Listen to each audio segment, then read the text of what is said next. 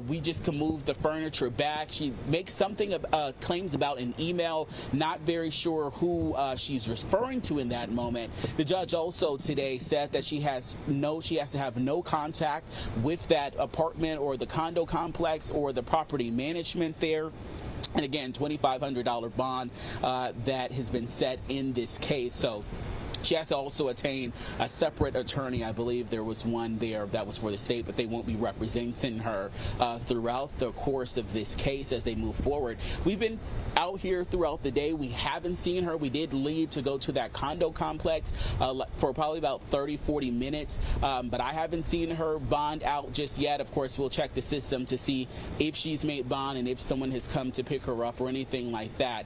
But again, $11,000 she's accused of taking in furniture there from a furnished condo complex that's not too far from here. Of course, this is a story we will continue to follow. We'll take you inside the courtroom starting today at 4. Ariel? Yeah, you know, Eric, it's funny. You were saying if I've watched the Potomac franchise, I've watched others, not the Potomac, but I do vaguely recognize her face. And it's interesting that she moved to Atlanta earlier this year, and now she's facing these accusations. As the reporter covering this story, are there any big questions that stand out to you, things you don't know that you wish you did? I feel like an obvious one to me is why, but we may not know that, yes, you know, right now. So what's on your mind? Yeah.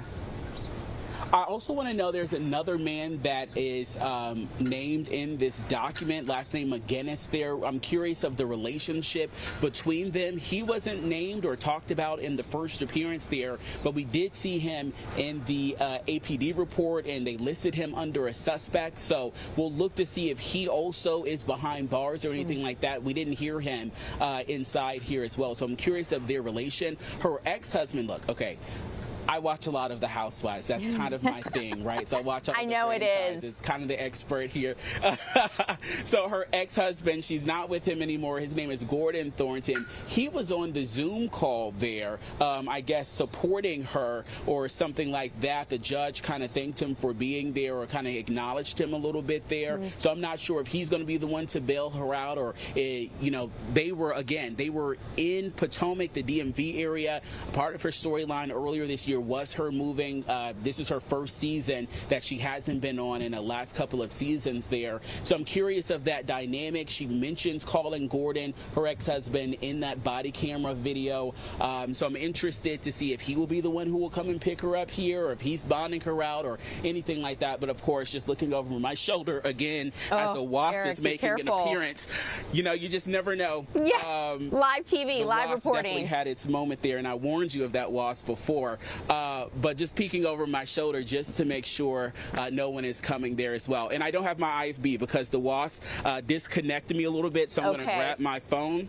Welcome to Fox 5 Live now at 2 o'clock where the wasps are taking over, Ariel. But yeah, just making sure that she is hasn't bonded out or anything like that. We'll keep an eye out, and of course we'll ask any questions if we see. Yeah, Eric, always a trooper. I'm curious, you know, to dissect this story with you further. Sans wasps, because I know that you have watched many a Real Housewives franchise. So thanks for your hard work on this story. I'll let you go get to it, and we appreciate it. Thank you. Okay, guys, we're going to move on here because we have another local story to keep you updated on. And this actually is really heartwarming because it involves a Forsyth County firefighter who has been searching for a kidney donor. And now we know that search has come to an end. It's a story we first told you about in May, which is just really incredible. And we now know who that donor is because today is his transplant day. Fox 5 was in the OR as this happened. Our Kevin Stewart joining us live to talk about this. So Kevin, thanks so much for joining us. Who is this donor? How is this firefighter getting a new kidney? Okay, the name of the firefighter is Chris Stansel. He's worked in the fire department up there in Forsyth County for more than 2 decades, and the donor is his sister.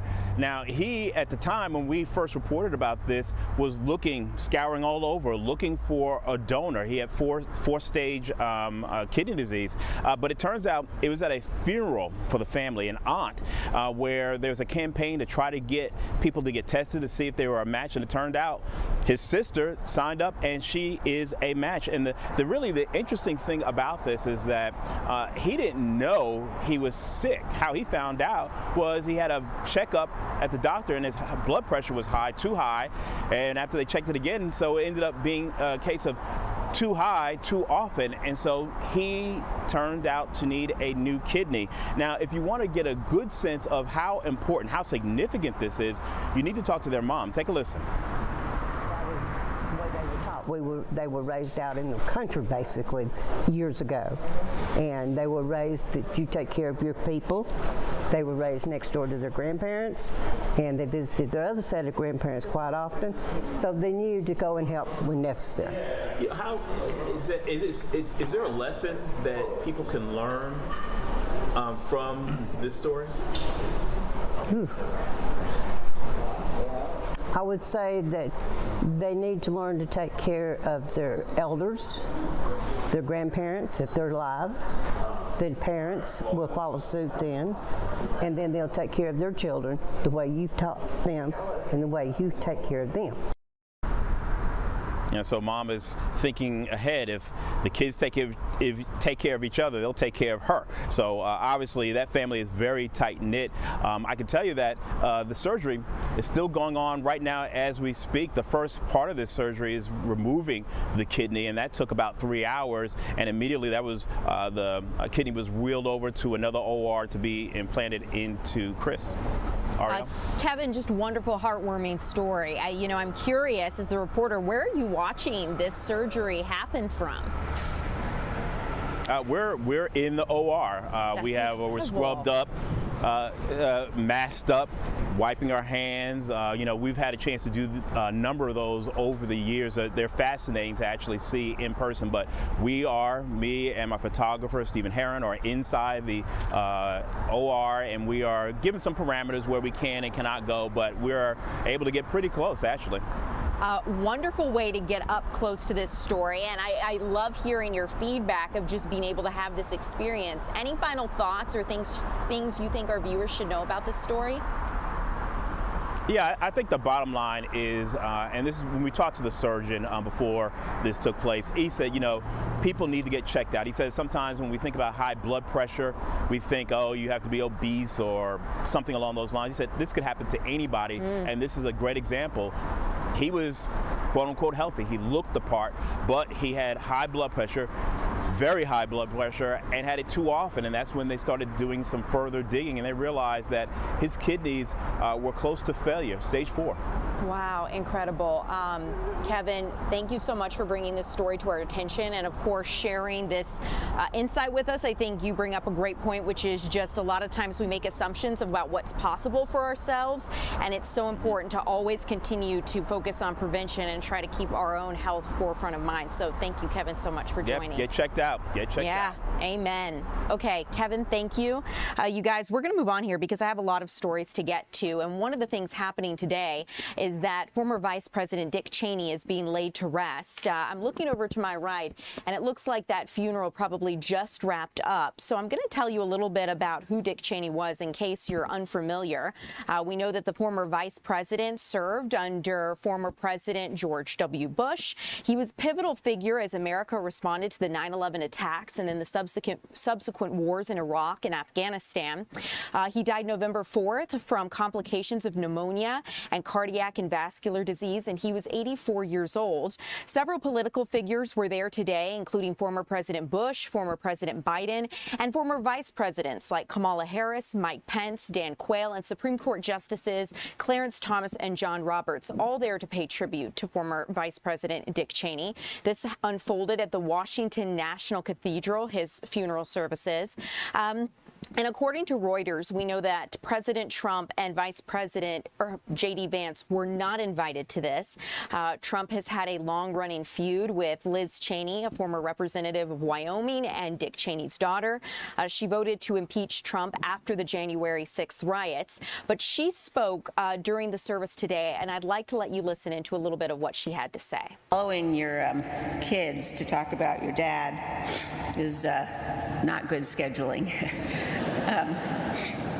But distinguished guests, presidents and vice presidents, dear friends, my mom and Mary and I and our families thank you for being here to honor the good and great man we loved so much. A few years ago, reflecting back on nearly 40 years in public service, Dick Cheney said this: "The path I had traveled was partly due to the circumstance of my birth. Not that I had been born into a powerful or privileged family. I wasn't. But I was born an American, a blessing surely among life's greatest." My dad thought deeply about what this blessing meant, about the duties it imposed. Shortly after he became Secretary of Defense in 1989, he described departing from the Pentagon. "As my helicopter lifted off the Pentagon helipad, I could look across the river to the great monuments of Washington, Jefferson, and Lincoln, to the White House and the Capitol building, where all the great decisions that have shaped 200 years of American history were made. And I could look directly out on Arlington National Cemetery." Well, that's Liz Cheney speaking at her father Dick Cheney's funeral services. This happened just a couple hours ago around noon today. We'll continue to keep you updated, but as of now, I've looked to my right and it does seem that the funeral services have wrapped up for the day. I want to continue to let you know about other things that unfolded today because we know that there was a White House press briefing that actually just wrapped up about 15 minutes or so ago, and Education Secretary Linda McMahon spoke at the White House press briefing today. There have been a series of changes that have happened at the Education Department, where she serves as Education Secretary, and she talked a little bit about these changes as the Trump administration has begun to break down what the Education Department does here in the United States of America. So let's listen in to what she had to say. My purpose here is to speak directly to the American families, not just you, but to the American families, about the work this administration is doing in education to reverse our national decline with a hard reset of our educational system. That reset was a top campaign promise from President Trump to send education back to the states and end Washington's micromanagement of education once and for all. This week we took the most decisive steps thus far to make good on this promise to you. We have linked 6 groundbreaking partnerships with other federal agencies to delegate Education Department programs that are redundant with existing programs at Labor, State, Interior, and HHS. These interagency agreements to cut our own bureaucratic bloat are a key step in our efforts to shift educational authority from Washington, D.C. to your state education agency, your local superintendent, your local school board, entities that are accountable to you, and we encourage parents to always be involved. Cutting federal bureaucracy is never a popular move among D.C. insiders. A chorus of anti-Trump voices have come out of the woodwork to complain that we are defunding education, harming students, or acting without a plan. This could not be further from the truth. The majority of Americans across the country handed President Trump the popular vote precisely because they have seen the brokenness of a top-down education system run by the federal government. They're painfully aware that only 3 out of 10 students can read proficiently at their grade level.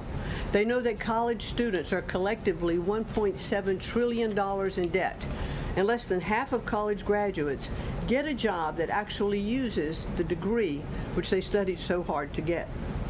They see more teachers than ever before leaving the profession due to burnout, over-regulation, and lack of autonomy in the classroom. Anti-Trump voices are stirring up fear that returning education to the states is a draconian action. When Americans hear that we are shutting down the department, but given no other details, 51% oppose it. But when those same Americans are informed of our plans to preserve important elements of our work in other federal agencies and to maintain the K-12 funding that is distributed to the states, that number flips to an even greater majority at 56%. They support returning education to the states and breaking up the bureaucracy. That's because the Department of Education is a pass-through entity. It doesn't educate a single student. The money it sends to states for education can be sent directly without waste. That's Education Secretary Linda McMahon speaking at the White House press briefing just moments ago. She was detailing, or explaining rather, some of the actions the White House is taking to send education priorities back to states' control, and also the federal agencies that are going to step in to oversee part of what the Education Department does, like the Department of Labor. This new plan did not include information on the future of the National Student Loan Program, nor funding for students with disabilities. So those are two key things that the Education Department does oversee that we don't yet know how it's going to work under this new plan. So we'll continue to keep you updated as we get new information on that. In the meantime, I want to keep you updated on some other national news, because as of right now, we have learned that, or rather we do know that President Donald Trump has signed the Epstein Transparency Files Act, which means that those files should be released from the Department of Justice here soon. But the big question is, while we wait, what's going to be released? What is that going to look like? The Attorney General, Pam Bondi, has 30 days to comply, but this isn't going to be the end of the debate. And here's why. We know that one of the things that the Attorney General is looking at is what to release and how much of it. Last night, President Trump spoke, or rather yesterday, President Trump spoke at an investment forum talking about what he really wants to focus on now, and that would be the economy. But away from the cameras, he signed the Jeffrey Epstein Transparency Act, the Files Act, and he says that the order itself is going to compel the Justice Department to release all it has. Congress passed it easily with bipartisan support. But one of the things that Attorney General Pam Bondi is looking at is following the law. She says she may redact or refuse to turn over some documents because of ongoing investigations. One of the things that Republicans are pointing out is that Democrats could have released these files under the Biden administration and didn't do so. And so that's something that they have pointed out, as the Trump administration says that this is a distraction from its current agenda. Another big national story I want to keep you updated on as well. Could the federal government send you money to have more choice as it relates to your health care? Now that the government is funded and back open, the Republicans are trying to make good on their promise to address health care costs. Rising health care costs, of course, center of the government shutdown, and that finally came to an end, but only after Republicans promised to work with Democrats on this after the shutdown, finding a solution. Democrats want to extend expiring Obamacare tax credits to keep costs down, but several Republicans, including Louisiana Senator and Dr. Bill Cassidy, are working on proposals that could send federal assistance directly to consumers instead of insurance companies.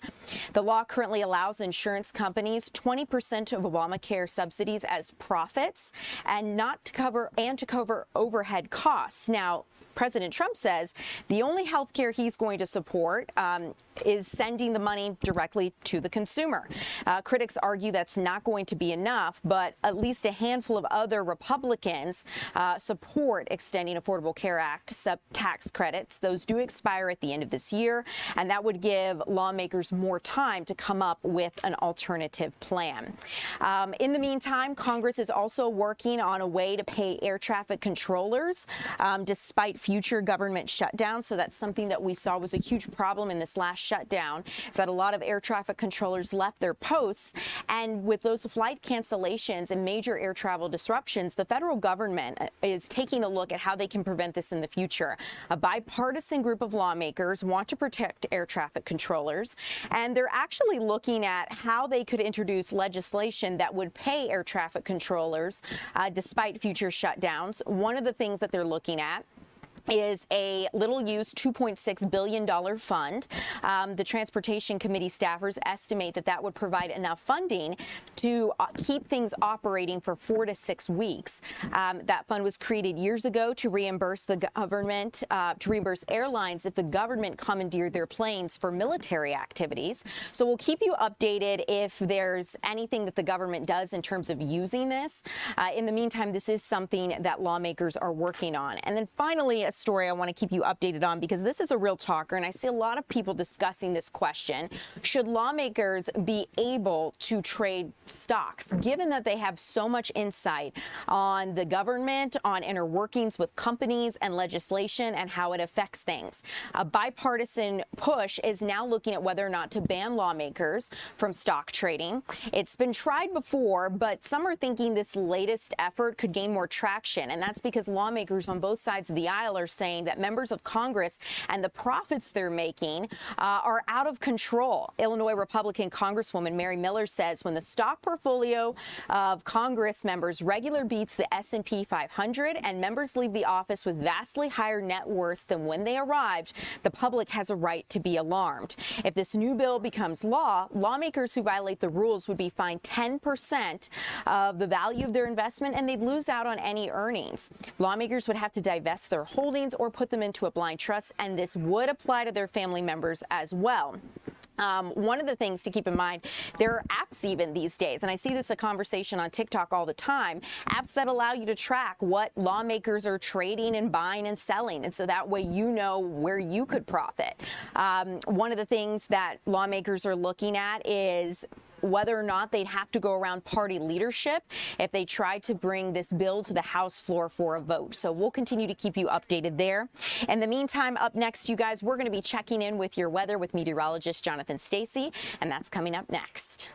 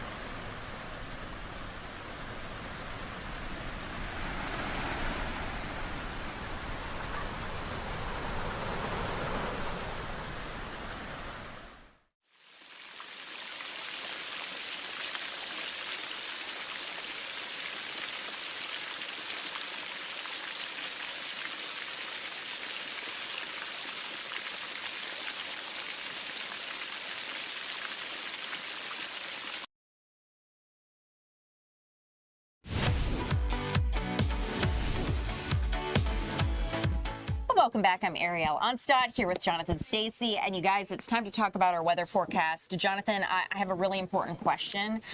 Why am I sweating in November? That should be not allowed. It was fine and dandy until the humidity broke out. Yes, yes. Like the sunshine in the 70s, like I was here for the vibes. Yes. In fact, I walked in on Tuesday morning and the dew point was 28 degrees. Now, in like the world of weather, like that's low, Yes, yes. especially when you have temperatures that were in the 60s at that time. It feels amazing. So the dew point said yesterday, I'm going to catch up with you. I'm going to catch up with the air temperature, and boy, it caught up. And you can tell in two ways. Clouds by day, and by morning through the overnight hours, the fog. The fog was quite plentiful. The fog was interesting today, and the air quality was not great either. I thought that was interesting. Just think July. This would be a July cool down, though. It would. Yeah. It would. But we're in November, so we get those every now and again. What do we have to expect? I think you're looking at our 7-day forecast right now. So we'll switch over to one of our other weather computers, and you can see the current temperatures. But look what's to come. I have a lot to work on. Oh, yeah. I'm going to get busy going into the deeper part of the week. So we'll go with 73 degrees. The current temperature at this hour here in Atlanta, 77 from Eaton, going up to Athens at 76 degrees. If I could tell these numbers apart, yeah, a couple degrees separate them, but it's really that more sunshine broke out east rather than for us here in the Atlanta metro area and parts to the west. So let's put things in motion.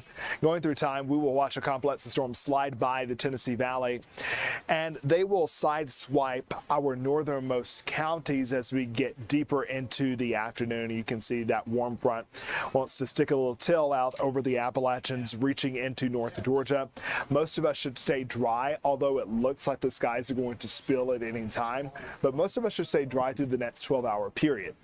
As we go through the day tomorrow, that area of high pressure will start to slide. What do you say in like what's the dance, the cha-cha? Yeah, it's gonna slide on over. So basically, it has been holding its position, it's staked its claim out over the Gulf. It's going to slide to the right as we go through the next 12-hour period, and as it moves over the peninsula out into the Atlantic, it's going to continue to event some warm, moist air in our direction, and that's what the storms that are moving in are going to feed off. So you can see here tomorrow going into Saturday, there's a window of opportunity for us to get some heavier downpours. Those downpours will start to trickle off as we go throughout the day. Saturday, I think the second half of Saturday will be dry and almost cloud-free as the winds dial up out of the north and the west. So when we put it all together, things calming down right before they really start to pick up, getting deeper into the holiday week. So let's take a look at your 7-day forecast if we can here. Overall, things are fairly calm until we get into next week after we get this system out of here that will visit us Friday going into Saturday. So here's your forecast there. You can see this is what people want to know. Yeah. So you can squeeze in some stuff for Saturday evening, Saturday afternoon even. Sunday looks good. Monday looks good. It looks like we're going to start really picking up on the activity for Tuesday and Wednesday. Hopefully it's out of here by Thursday. However, by Thursday, colder air finally makes the comeback. So there will be a chill in the air for Thanksgiving. Definitely as we move into December, we're going to keep an eye on that. So Jonathan, thank you. Appreciate you as always. You guys, I want to move on here because I have a health-related story to get to with you guys, and that is ultra-processed foods now being designated a global health threat. Doctors and scientists are warning about this. They are urging countries to take steps to reduce people consuming these ultra-processed foods.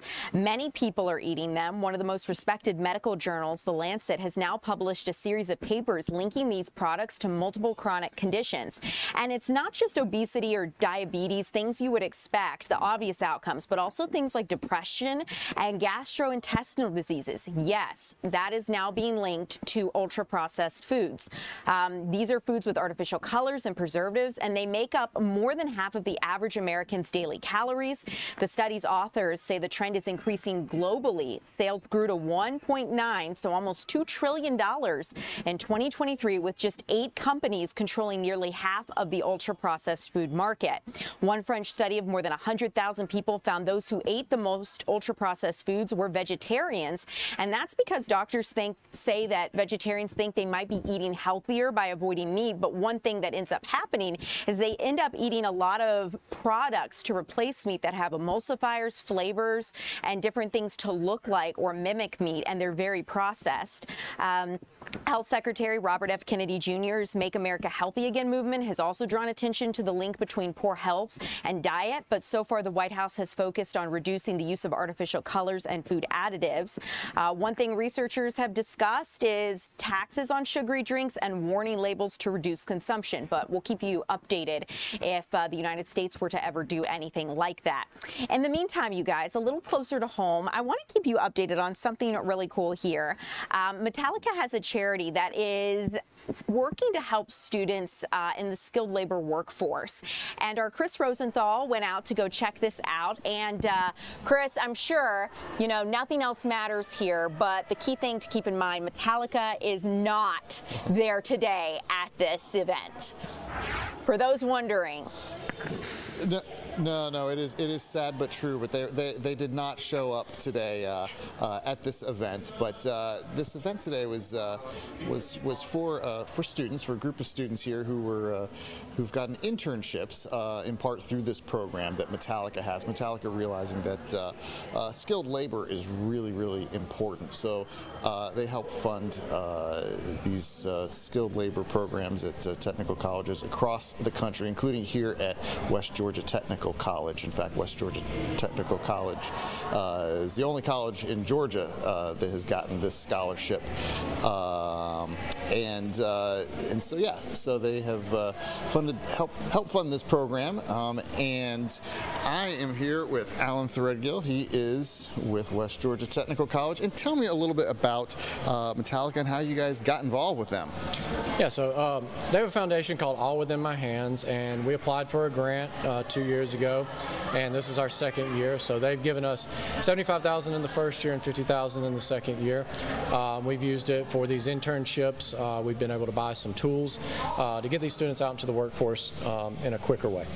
And yeah, these students just a little earlier today had kind of a signing day type ceremony where they announced their internships here. There's about a dozen students, but you guys are helping how many here? Yeah, so the students here today were 12. They're going to be getting the internship, but overall we are going to be able to impact about 130 students total, whether it be through workforce wear, whether it be through tools, whether it be through these internships, and helping them get out into the workforce and breaking down some barriers. Yeah, and speaking of tools, I mean, these are some of the tools right here. Talk to me about what we have here. Yeah, so these are the electrical tools for any electrical student that would be going out into the workforce. It's got everything that they need, lifetime warranty on it. So then for our welding students, same thing. They've got grinders, they've got safety equipment, they've got all the industrial stuff that they would need to be able to get out and do their welding jobs as well. Yeah, and this is, I mean, how much is this worth, and what's this worth to a student? Yeah, that's if you were to go out into a store, it'd be about $500 to go out and buy. So it's really impactful because not all these students are coming from a place where they can go out and spend that kind of money to get out and get the jobs that they need. Absolutely. And speaking of students, I want to bring in one of those students here, Manasseh. He is one of the students honored today, and congratulations. First of all, are you a Metallica fan? I'm not too big of a fan of Metallica. I didn't grow up listening to them. However, I am a big fan of their foundation, what they're doing for people who want to get back into trades and other individuals in their community. And what does that mean to you? You know, you've had sort of a career before this, and you're seeking to make this change here. Yes, I am seeking on making a really big shift because I can see the world changing, so I want to prepare myself for what's to come. And this is the way to do it. And you're going into electrical, huh? Yes, I am going to the electrical field. And what does this mean to get these tools, to get this internship? I mean, for you and your fellow students here, how does that help you along? So this is like a really good leg up. It provides you an opportunity with tools to get yourself up and running from the start, rather than taking your time and like slowly collecting everything. You don't have what you need on site. Now you got everything in one place. You don't have to go around asking questions. You don't have to be strapped for cash. You got everything you need right here. Absolutely, yeah. Well, congratulations. And yeah, I mean, these are the tools here, and those are valuable along with the internships. I mean, it's this value here. It means a lot. Some of these students I've talked to, one student here, she's a single mother, and that's having even just these tools makes a huge difference. They're all very grateful to Metallica. Yeah, Chris, it's awesome to see this. Those are such shiny new toolboxes and backpacks. That feeling alone is pretty great. And then just to have the equipment you need for success to be able to do your job, it goes so far. I'm curious, as you've been looking at this and talking to them, are they finding that more students are getting involved and potentially joining because of this Metallica connection, or is that just something that's part of what they're doing?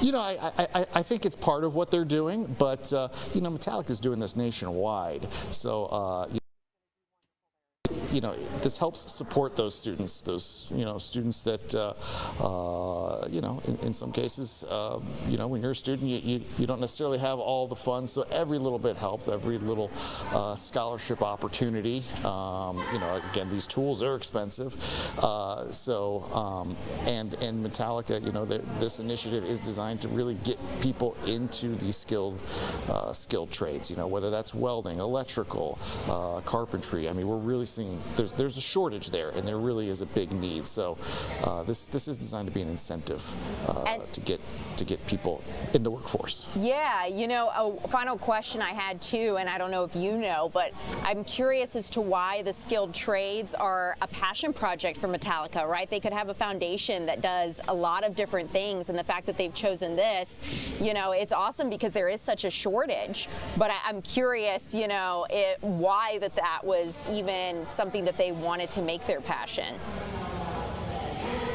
You know, I think they just saw the need. I think they just saw the need and felt, hey, let's do what we can to pitch in.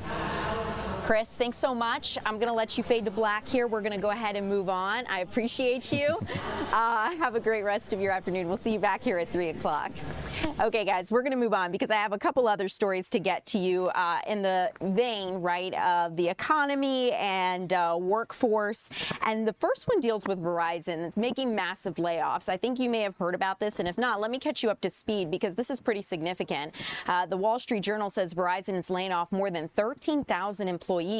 The company's started notifying employees if they're going to be affected by the cuts. That's happening today, so people should learn a little bit more about that if they are affected. But Verizon right now is working to aggressively reduce costs, and it's working to reverse the trend of customer losses. The layoffs are expected to decrease Verizon's labor expenses for non-union employees by roughly 20%. So we'll keep you updated if anything changes on that. The other thing I want to keep you abreast of as you start to make your holiday shopping purchases, because we are coming up on Black Friday next week, you may have more time this year to return your unwanted holiday gifts.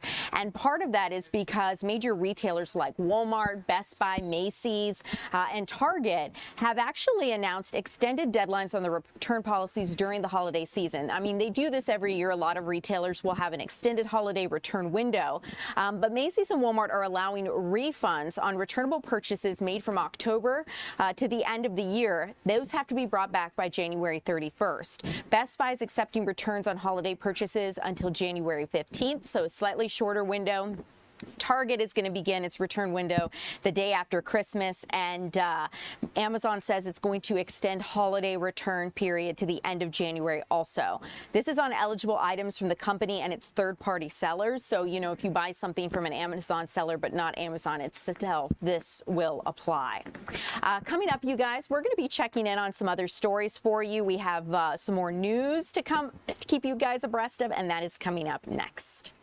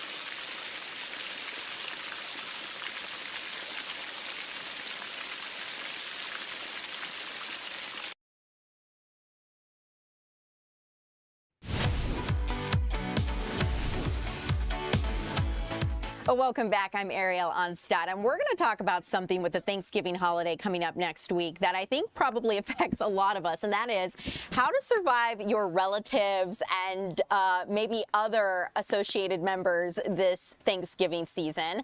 I want to bring in Dr. Toby Watson, a licensed clinical psychologist. Dr. Watson, thanks so much for being with us. You know, I have to say, there are times where someone, a complete stranger, can say something to me, and I can bite my tongue, I can hold it in, I won't say anything, it doesn't bother me, but my family says that, all bets are off. And so our family members just have this unique ability to trigger us, activate our fight or flight, and you're here to tell us, how do we handle that? Yeah, it's a difficult time for a lot of people during Thanksgiving. And I think that an important part for people is to recognize that there's things that you can do to kind of prepare. And that's what you want to do ahead of time, is try to prepare a little bit. Maybe have an exit strategy so that if things start to go a little, wonky and you want to get out, there's a place that you can go to and say, hey, you know what, I'm going to go take a 5-minute break and just kind of get out. If you got a partner of some sort, intimate or whatever, again, letting them know that, hey, this is a stressful time for me when I go back to my family. And so there may be a certain word that you might use that they can kind of tap you out and let you know. And again, also recognizing, what are your triggers? What topics? Is it politics? Is it shopping? Is it that you're not married yet or got kids maybe? But whatever those triggers are, pay attention to those as well. And then recognize that you're not there to change anybody's mind. You're there just to enjoy their company. So maybe use I statements and start focusing on yourself instead of the other person, and just kind of stick with that.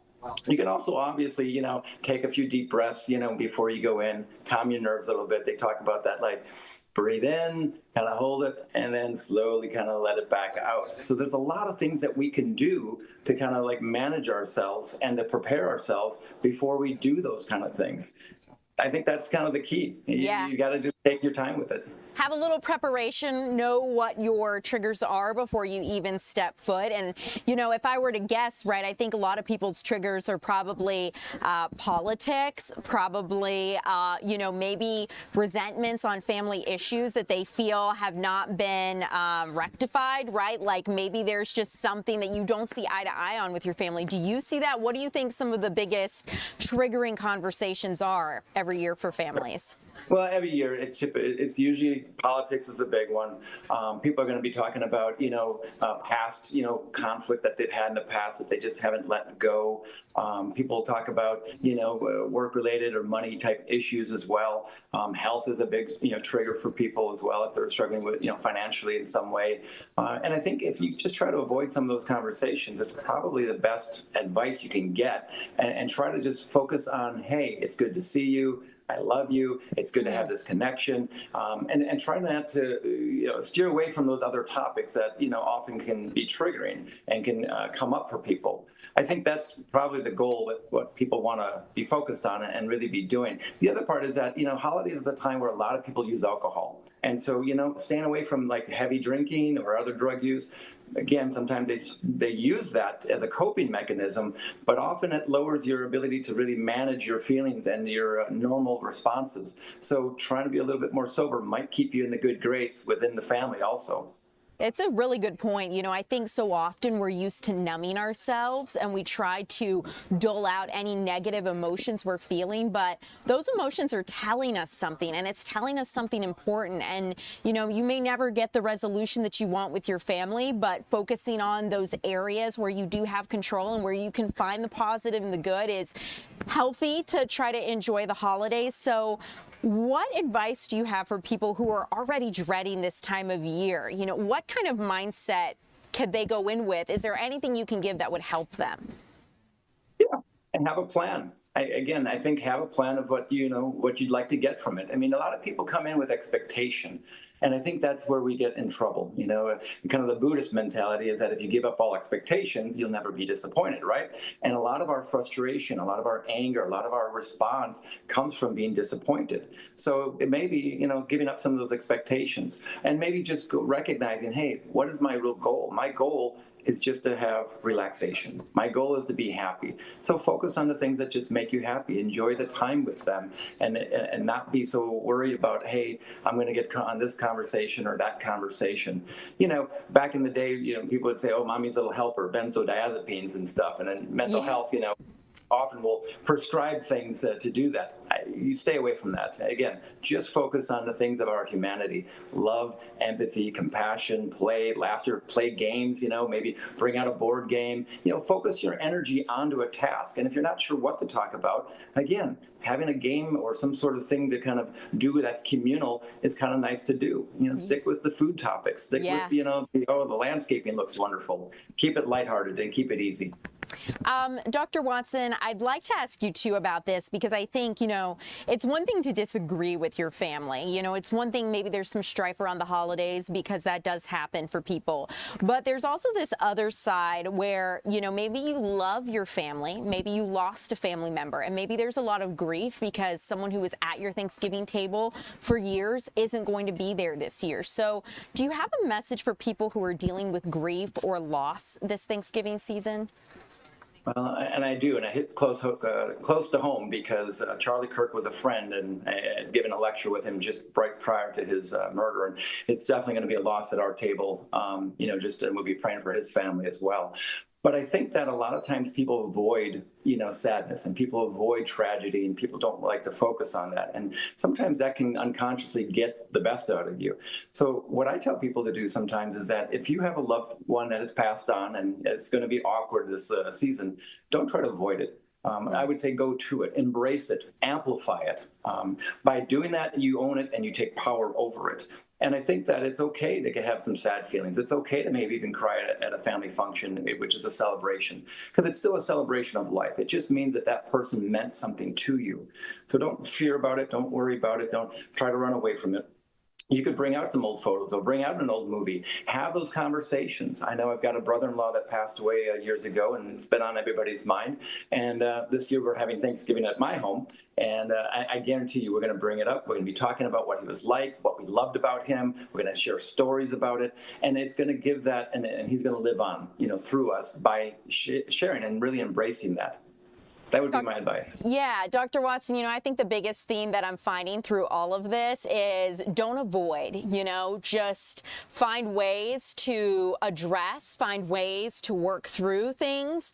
But at the end of the day, being with your family is so important, and you want to make the most of this time. So, Dr. Watson, I really appreciate you coming on, sharing your expertise with us, and it's definitely sending you a lot of good vibes as you approach your Thanksgiving holiday this year as well. And to you as well. Thank you for having me. Thank you so much. Okay, guys, we're going to move on, because in the vein of things Thanksgiving related, there was actually a free luncheon today for some of Atlanta's citizens. Our Eli Jordan went out to check this out. Atlanta Housing was hosting this, and he takes us there. Let's listen. Hey, I'm out here on Cheshire Bridge Road at the Cheshire Bridge High Rise, where the Atlanta Housing Authority is serving up some meals for about 80 to 90 residents. We even got a Atlanta Housing Commissioner back here somewhere serving some meals. Tony Martin serving up some meals back there with the rest of his crew. And we got a bunch of seniors out here enjoying some hot meals. And also, too, we got DJ King Famous out here spinning the wax for us, and also have Sabrina Robbs. Sabrina, how you doing today? I'm great. How are you? Happy Thanksgiving. I'm having a good time out here. I'm digging the music, and the food is smelling good. Tell me, what's going on out here today? So today we're having our annual Thanksgiving luncheon hosted by Atlanta Housing. And do you guys do this every year? Every year. So this is another time to come together, give thanks, have fellowship, and then just have a great time. Why is it important for the residents to have this? So it's very important for the residents to come together, because most of them do not have families. So we're all family here. We all come together as family, being here day to day. We're just a group, a big family. And also, too, Cheshire Bridge high rise. It's been around for 50 years now. Absolutely. So we're also in celebration of 50 years here at Cheshire Bridge High Rise. Tell me, what impact has the high rise had on the community around here? What does it provide for residents? Provide services and freedom, allowing them to still enjoy and be able to share things and actually have the resources to get by. And to tell me, how many residents reside here, would you say, roughly? We have 162 units, so a total of 169 residents reside here. And me being the community engagement coordinator, I'm responsible for keeping them happy, keeping them active, and making sure they have the resources that they need. So how are you feeling about today? Awesome. They are enjoying it. They say the food is great. They're really having a great time. Awesome. It's really cool to have a housing commissioner out here, too. They're really, they're actually putting in some work today, aren't they? Absolutely, absolutely. And so absolutely. DJ King Famous spinning it for us, getting the boogie woogie down. Well, Sabrina, thank you very much for having us, and I hope you're able to get some food too. Absolutely. Thank you for coming. Awesome. Thanks for having us. All right. Thank you. We'll kick it back to you guys. Well, that was our Eli Jordan reporting for us. So, Eli, thanks. And you guys, coming up next, I'm going to get a check of the Falcons season, where we stand, and that's coming up next.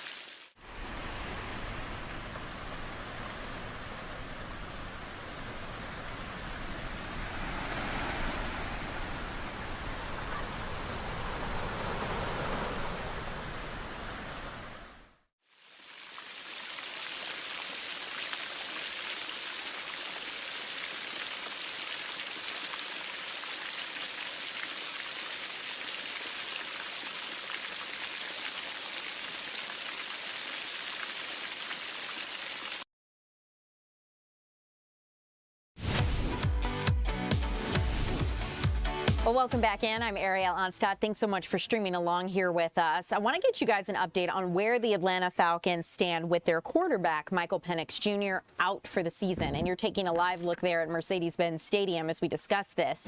So the Falcons, of course, announcing that Penix Jr. is going to be out for the rest of the year because he's getting surgery to complete and reconstruct his partially torn ACL. Now, Penix has torn his ACL twice in college in 2018 and 2020, but they were to his right knee. This injury is to his left knee, this ACL tear. This will be Penix's fifth season-ending injury in 8 seasons between college and the NFL. He ends his second season completing 60% of his passes for 1,892 yards and with 9 touchdowns and 3 interceptions. There's no current timetable for his return, but options going forward are going to be a topic to watch, especially here in the offseason. season. For now, Kirk Cousins is going to step in. He's going to play quarterback for the Falcons, and he's expressed an interest to still be a starting quarterback in the NFL. He now has that opportunity for at least the next 7 games. He's talking about what this means to him, so let's listen. Well, every time you go out, there's an opportunity, and you know, I kind of take that approach. Even if I had started, you know, 150 games, you're 151st. You take it as another opportunity to go, you know, out there and show you belong and play at your best. But never really took it for granted. But certainly when you're out for a little while and now you're back, you understand that it is a privilege to play, and you certainly want to make good on another opportunity. So we're going to continue to watch this because obviously having your starting quarterback out is something no Falcons fan wanted to see. But now Kirk Cousins has the opportunity to come back to the field here as the starting quarterback. So we'll keep you updated. Fox 5 Sports all over this, and we'll keep you updated right here on Fox Local as well. In the meantime, the news is going to continue at 3 o'clock. It's been a pleasure streaming with you guys. I'm Ariel Onstadt.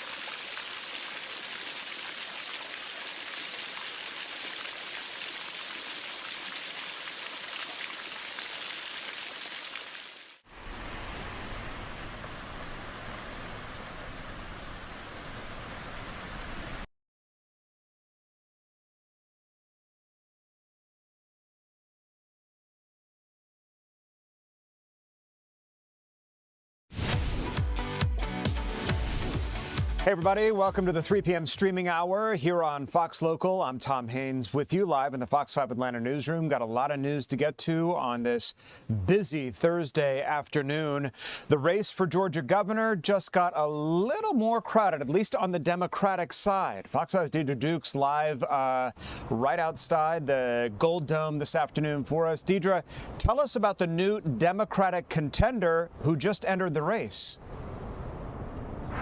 Well, state rep Democratic gubernatorial candidate Derek Jackson is in the race for governor. We sat down and talked to him today. He said that he's focusing on families, health care, and affordability.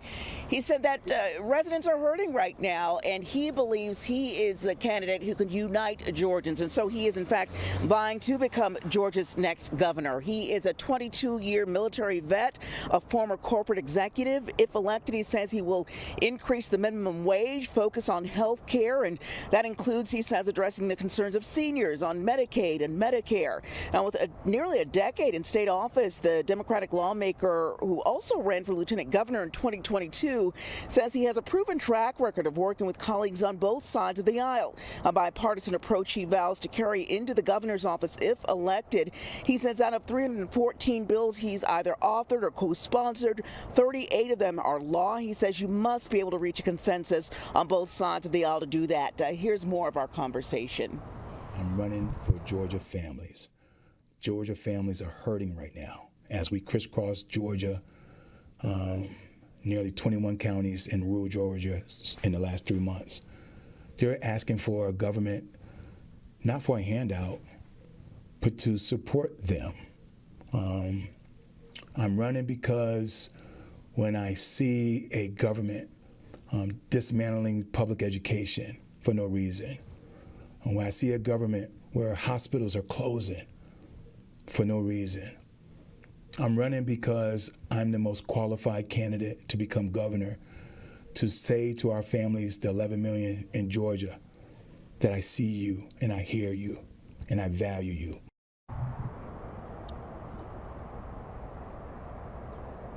Now, Jackson did tell me that he gives little weight to a recent AJC poll that came out showing him and other Democratic candidates trailing far behind Democratic gubernatorial candidate Atlanta Mayor Keisha Lance Bottoms, saying he's doing his own internal polling, which shows that he says he's doing quite well in this race, and says he'll continue to campaign based off of the outcome of the November 4th statewide race, which saw two Democratic candidates proving victorious over two incumbent Republicans in that race, the Public Service Commission race. And he said he's just focused on looking ahead, continuing to crisscross the state, meeting with Georgians and finding out what they say they are lacking right now and what they need, and saying he's working to be the best candidate and ultimately he hopes the best governor he can be for Georgians here in the state. Tom? It'll be interesting, Deidre, to see how this Democratic primary continues to unfold. Keisha Lance Bottoms certainly has the name recognition, which is priceless for a candidate running in the statewide election. He's going to have to work hard, Derek Jackson will, to boost that, if you will. He has the bona fides, having, you know, as you said, spent a decade in office, worked in corporate America.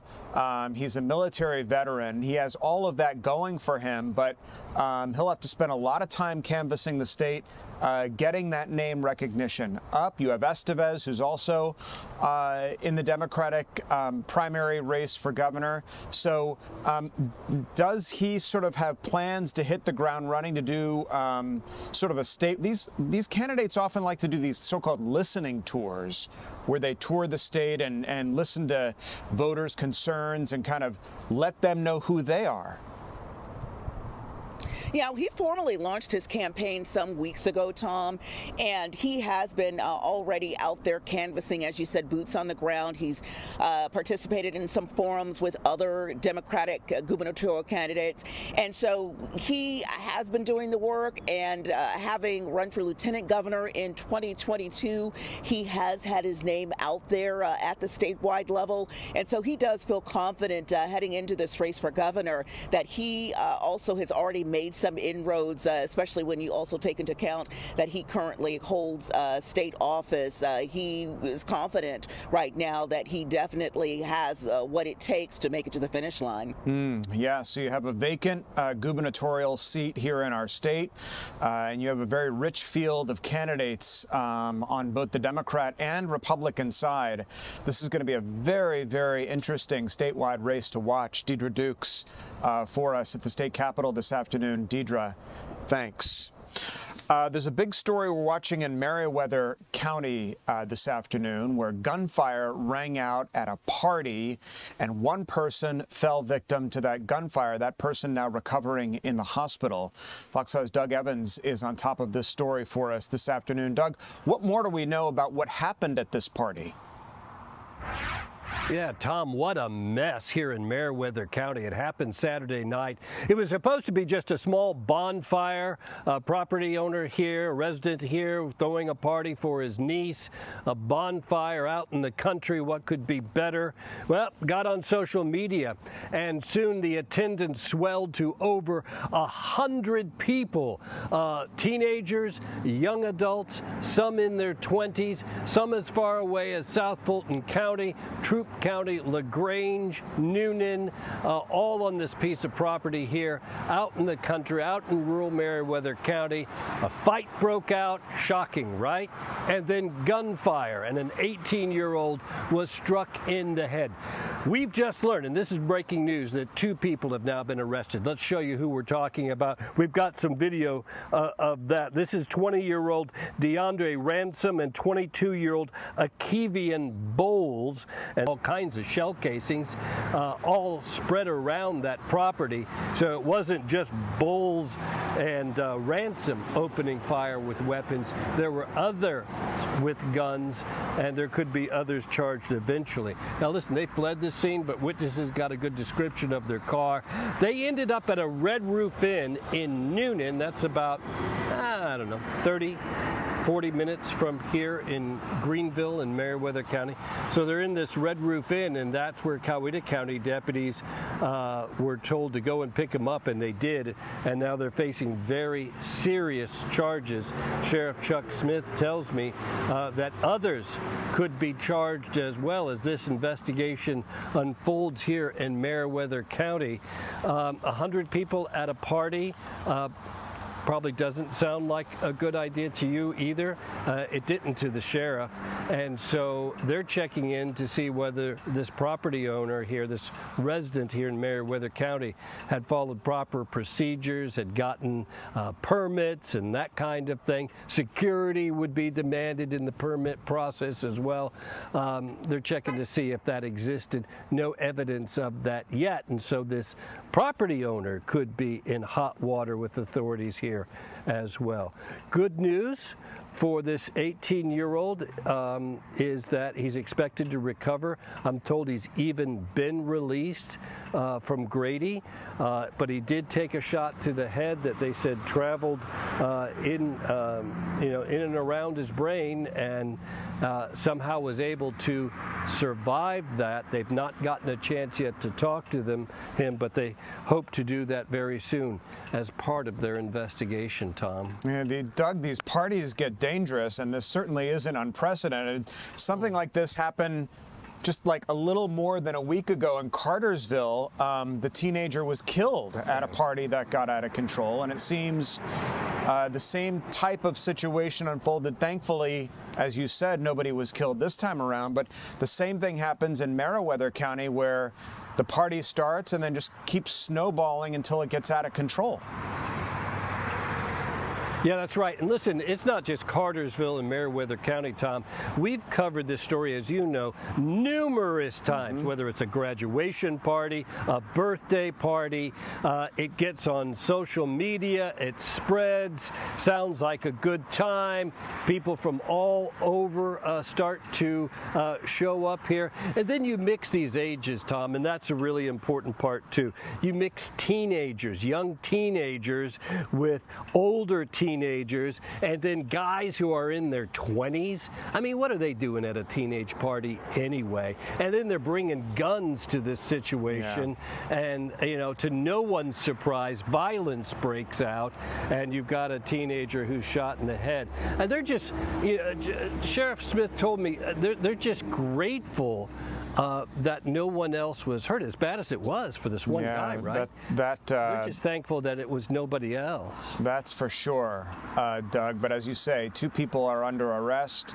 That victim that apparently got shot in the head out of Grady Memorial Hospital, recovering this afternoon. That is good news.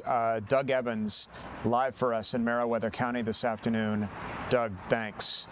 Turning to national news, the National Cathedral in Washington, D.C. today was a who's who of luminaries attending the funeral for the late Vice President Dick Cheney. Tributes from former President George W. Bush, who Cheney served under as Vice President, as well as his daughter, former Congresswoman Liz Cheney, there in attendance as well. At the National Cathedral, former President Joe Biden there, former Vice President Kamala Harris, and former Vice President Mike Pence in attendance. Who was conspicuously absent?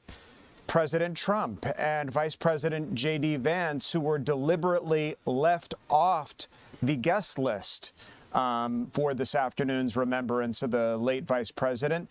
You remember President Trump and Liz Cheney, not necessarily political allies at all, after Liz Cheney ran the January 6th committee in Congress in advance of President Trump's reelection efforts for his second term. The president has been vocal in his criticism of the Cheneys, including the late vice president, which is undoubtedly why he was left off the guest list this afternoon.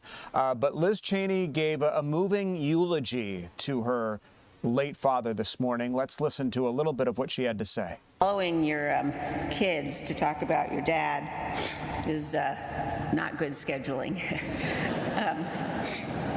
But distinguished guests, presidents and vice presidents, dear friends, my mom and Mary and I and our families thank you for being here to honor the good and great man we loved so much. A few years ago, reflecting back on nearly 40 years in public service, Dick Cheney said this: "The path I had traveled was partly due to the circumstance of my birth. Not that I had been born into a powerful or privileged family. I wasn't. But I was born an American, a blessing surely among life's greatest." My dad thought deeply about what this blessing meant, about the duties it imposed. Shortly after he became Secretary of Defense in 1989, he described departing from the Pentagon. "As my helicopter lifted off the Pentagon helipad, I could look across the river to the great monuments of Washington, Jefferson, and Lincoln, to the White House and the Capitol building, where all the great decisions that have shaped 200 years of American history were made. And I could look directly out on Arlington National Cemetery and remember what a terrible price thousands of brave Americans have paid so that all of us could enjoy the blessings of liberty." My dad's devotion to America was deep and substantive. He spent his life studying the history of our great republic. He knew you couldn't truly appreciate what it means to live in freedom if you didn't understand the sacrifices of the generations who came before. And he made sure that his children and grandchildren understood this too. When Mary and I were little, my dad would load up our station wagon on the weekends to take us to visit Civil War battlefields. With the back seat down and no need for seatbelts in those days, we would stretch out, eating Krispy Kreme donuts for breakfast, while my dad drove us to places like Gettysburg, Antietam, Chancellorsville, and Manassas. To be clear, even with the donuts, Mary and I were not enthusiastic participants in these outings. As you might imagine, Dick Cheney read every word of every sign at every battlefield, museum, and national park he ever visited. When you're 5 or 6 years old, this is not your idea of a good time. Mary and I usually moaned and groaned about how long he was taking, and Dick Cheney ignored us. And he just kept reading the signs. He didn't lecture us or demand that we read anything, but we pretty quickly realized no one was going anywhere until he got done. All right, And so we figured Liz Cheney, the daughter of the late Vice President Dick Cheney, regarded as one of the most powerful vice presidents in U.S. history, speaking at his service today at the National Cathedral, holding multiple positions in the government, ultimately becoming vice president under George W. Bush, who also spoke at that ceremony today. As we take a live look at the nation's capital on an overcast day there today, a lot of ground covered at the White House today as well.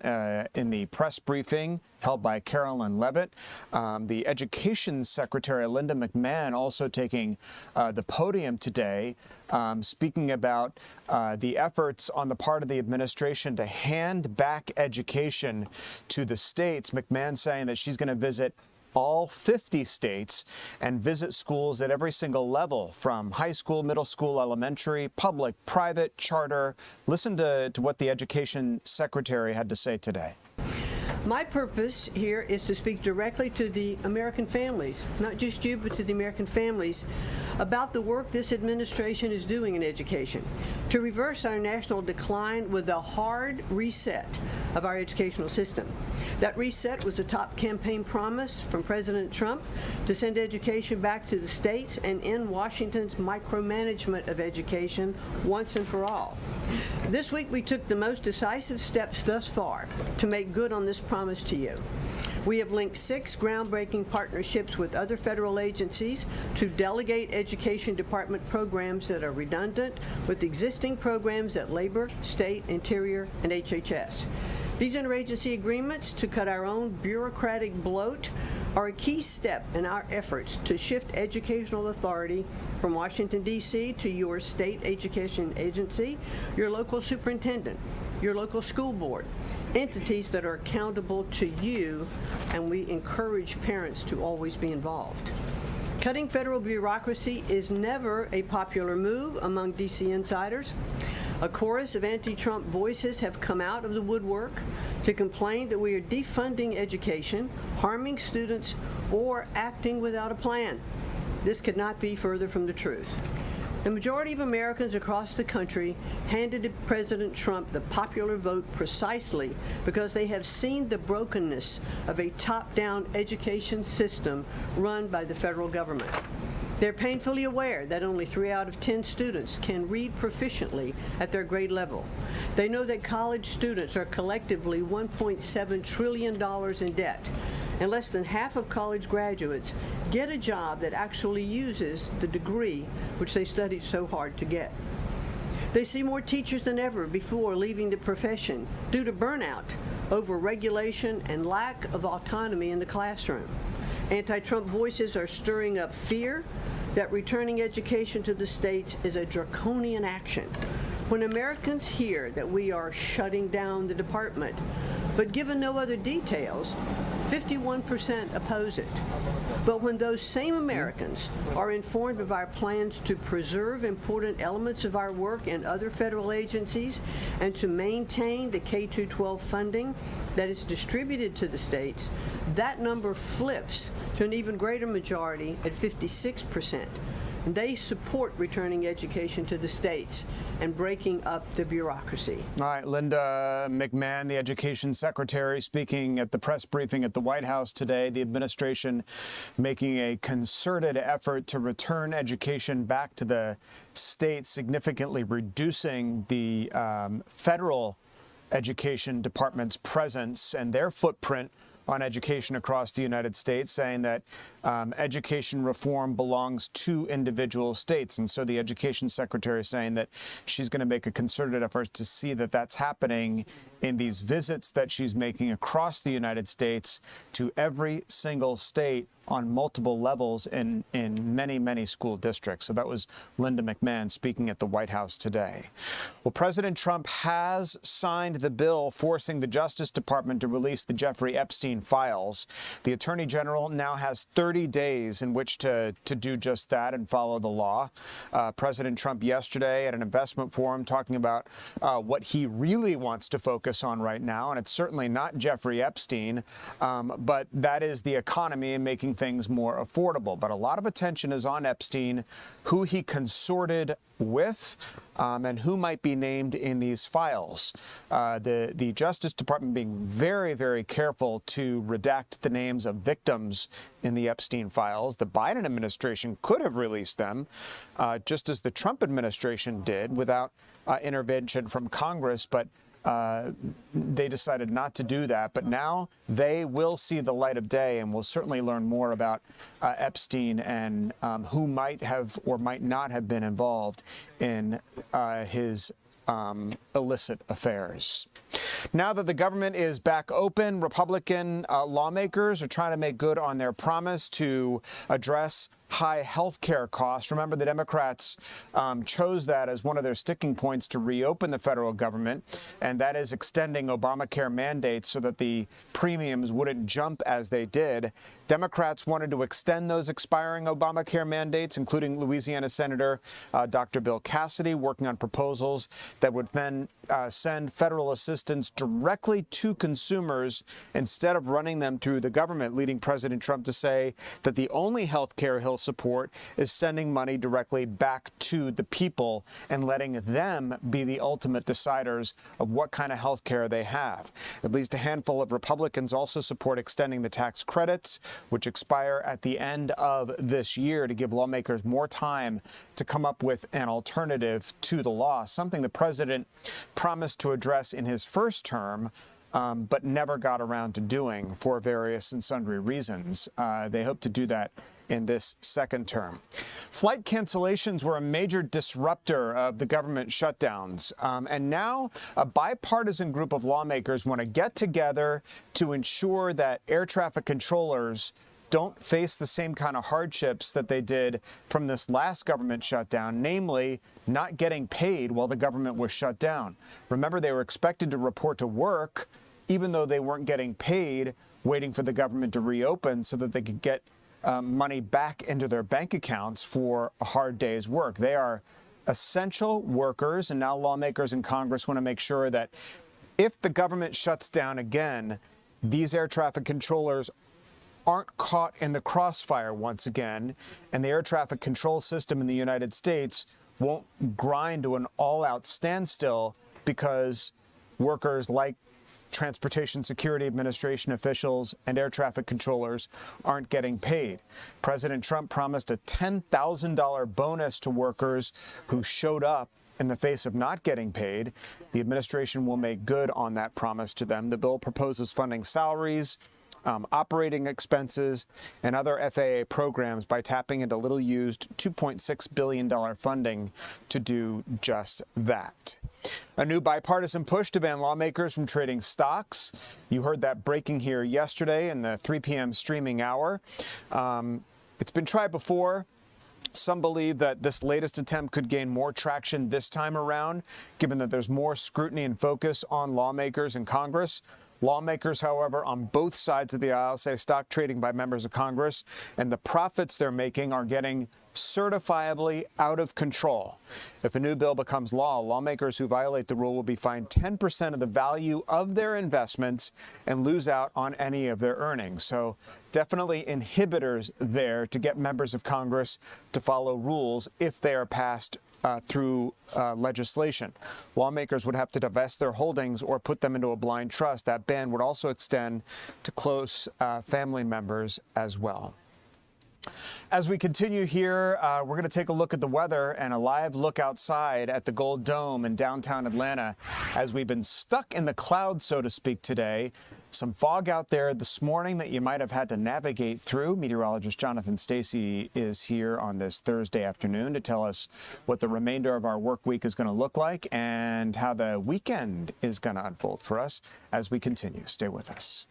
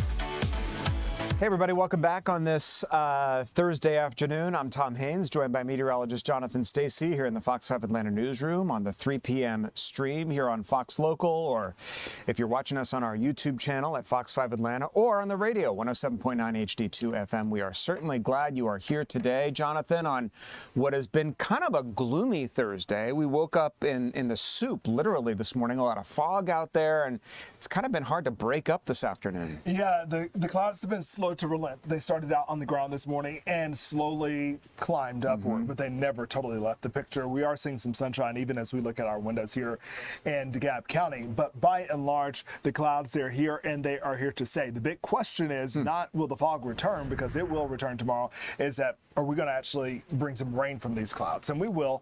As we take a look at the big picture on Fox 5 Live Upper Radar, you can see that rain is now disrupting the heat dome that is really settled across the southeastern United States into the desert southwest for the better part of the week. High pressure that is staking out over portions of the Panhandle, sliding over the peninsula next, has really been keeping us high and dry, but you can see it's starting to break down as that front says, I'm going to force my way further to the south. And that's what we're going to find over the next 72-hour period, that this front is going to take center stage. Its presence is already being acknowledged in the way of clouds and fog by morning. So in terms of when is the rain coming, well, you could get some tonight, in fact, especially up across far north Georgia, but by and large, most of us are going to have to wait another maybe 24 hours to actually get some measurable rain. When we look at the clouds here, we've seen some of the clouds curl up over the past hour or so, and once again, we're getting in some late day sunshine, but thicker clouds are up to the north and to the west, and they're going to eventually once again give us a low rain chance for the late afternoon into the early evening. Temperatures, look at the Rome there, you're leading the way at 80 degrees. degrees, 79 in Eatonton. Come into Atlanta, we're at 75 degrees.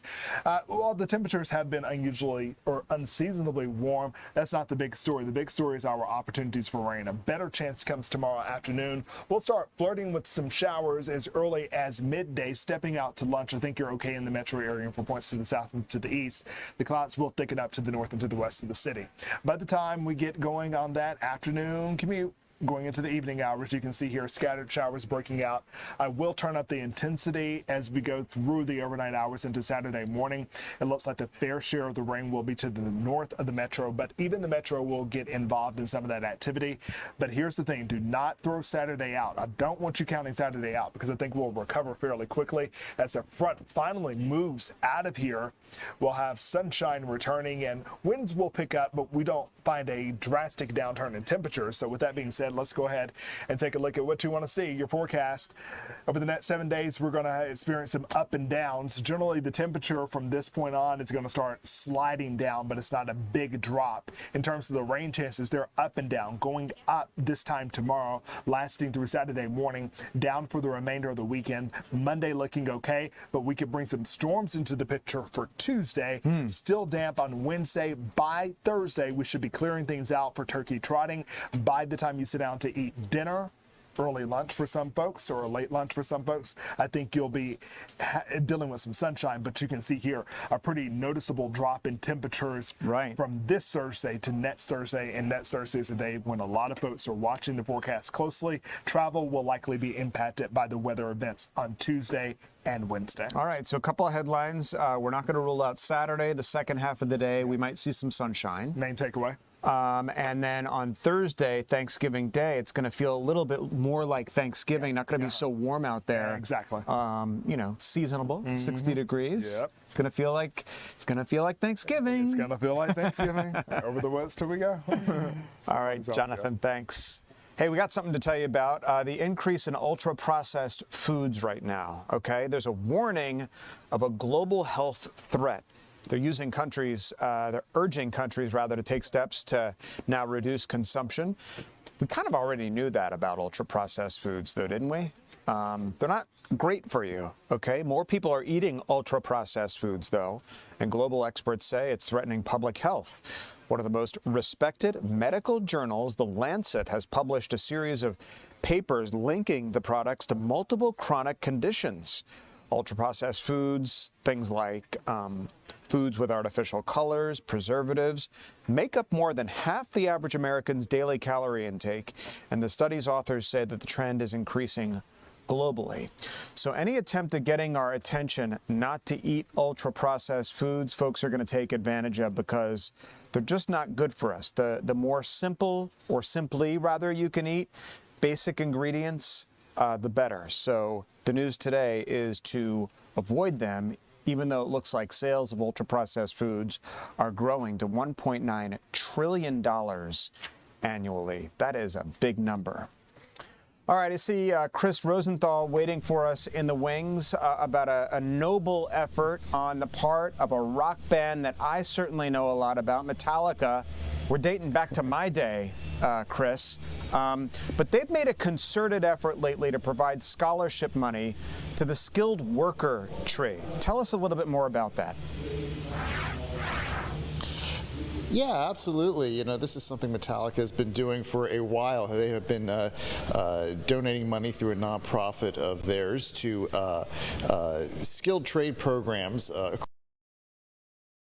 Technical College. In fact, it's the only school in Georgia that's getting this scholarship money. They got about 75 grand last year and 50 grand this year. Metallica, you know, really recognizing that skilled labor is so important. And I was just reading from, you know, James Hetfield saying that you know, you want to get rid of the stigma behind those sorts of jobs. Those jobs you might call them blue collar jobs like welding and electrical, but there's a big demand for those jobs, and big demand and big need, and they can be well paying, but you need to have the proper training, you need to have tools, you need to have internships, and that's where the funding goes to. And I'm joined by Alan Threadgill here, Georgia, West Georgia Technical College, and he's even sporting his Metallica shirt here. So not every day you can come to work and represent the band. But tell me about this. Tell me about this partnership, that you have, or this involvement that you guys have with Metallica. Yeah, so we were fortunate enough to receive a grant from Metallica and their foundation, All Within My Hands. And so we've used that to be able to sponsor these students for internships, provide tools that they need to get out into the workforce, and really help break down some barriers for these students to enter. So our goal is to get them out into the workforce quicker that way. Yeah, talk to me about some of those barriers that the students have. Yeah, so I mean, we've got some students. We've got single moms with kids. We've got students that are coming out of the military looking for their next pathway. We've got students that are maybe midlife and reinventing themselves. And so there's a lot of really great stories, and we're just trying to help them to fulfill their dream of finding a job in these trades that will be really rewarding and beneficial to help support their families.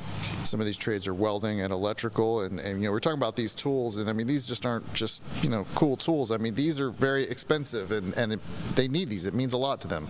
Yeah, that's right.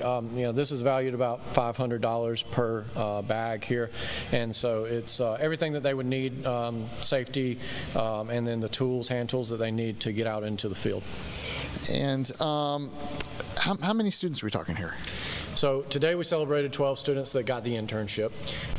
We're able to impact about 30 with the tools, and then overall we're going to hit 100 with some other workforce wear, some pants and shirts and things that they need to be able to get out in there.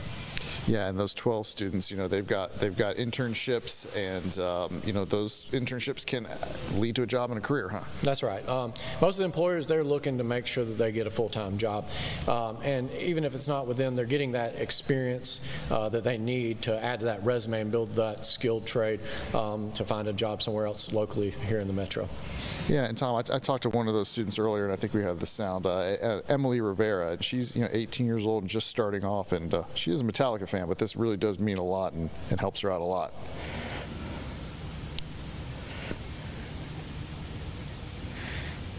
Well, I'm one of the first in my family to do college, even in trade school.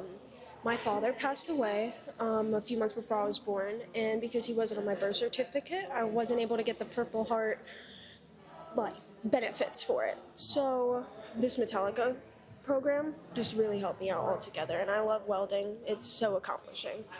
And talk to me about what it's like to be honored by Metallica. It's amazing. It's honestly unreal. I never thought something like this would happen. And they're genuinely helping out so many people, including myself, and I couldn't thank them enough for it, honestly. Talk to me about the benefits you get from that. You get a welding kit here, you get this internship. I mean, how will that help you? So they're setting me up with a job straight out of the door. I'm only 18 years old, and this is my last year of college. I started when I was a sophomore through West Georgia Tech with high school, and they're setting us straight out the door with all of the equipment that we would need. We have grants. A paid internship is something basically impossible to find, especially as a woman, to get my foot in the door right off the bat to a fantastic company. It's unreal. It's incredible. This will really help you hopefully get a career ahead, huh? Yes, sir. Yes, sir. I'm very excited for it. And are you a Metallica fan? I am. I love Metallica. I've loved them since I was little. I'm all about the metal bands. Awesome. Yeah, all about the metal bands. Following your kids to talk about your dad. And yeah, she's all about the metal bands and heavy metal. How appropriate for someone that wants to be a welder. Yeah, it is a great effort. I'm just reading a little bit more about them and their association with Lowe's. Chris, who donated $500,000 to All Within My Hands Foundation. And it can't be underscored enough the critical importance that the skilled labor workforce has on our communities.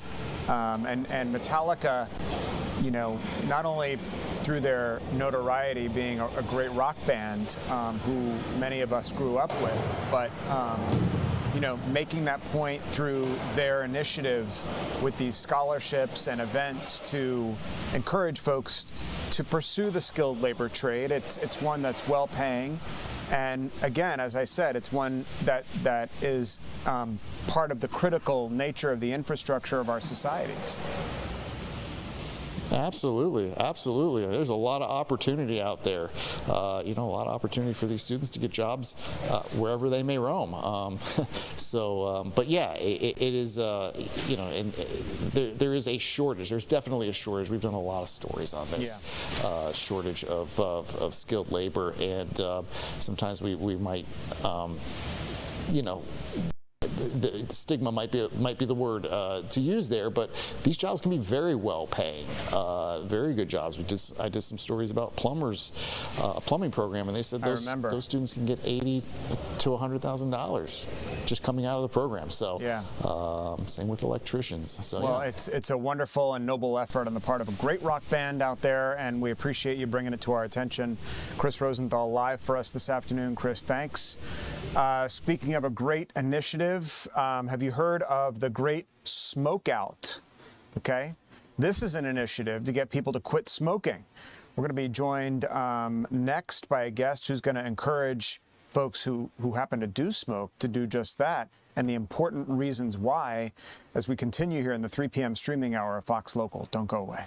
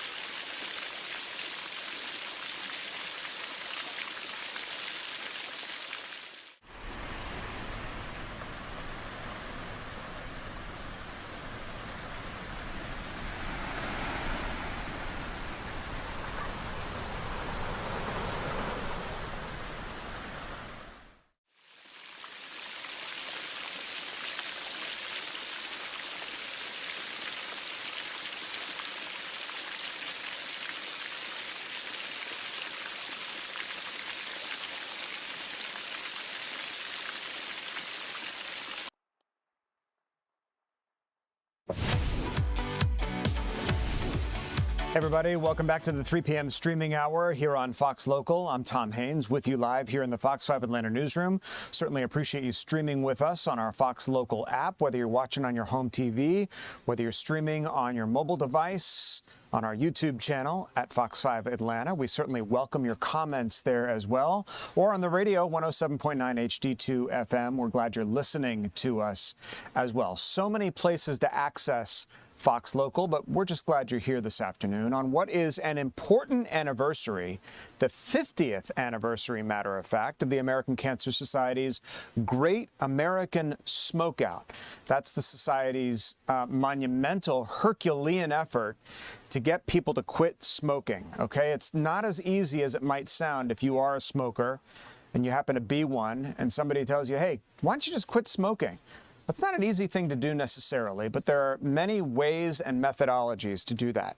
We're joined this afternoon by Dr. Bruce Waldholtz, who's a longtime American Cancer Society volunteer. He currently sits on the American Cancer Society's Action Network National Board of Directors. Dr. Waldholtz, thanks so much for being with us this afternoon from Norfolk, Virginia.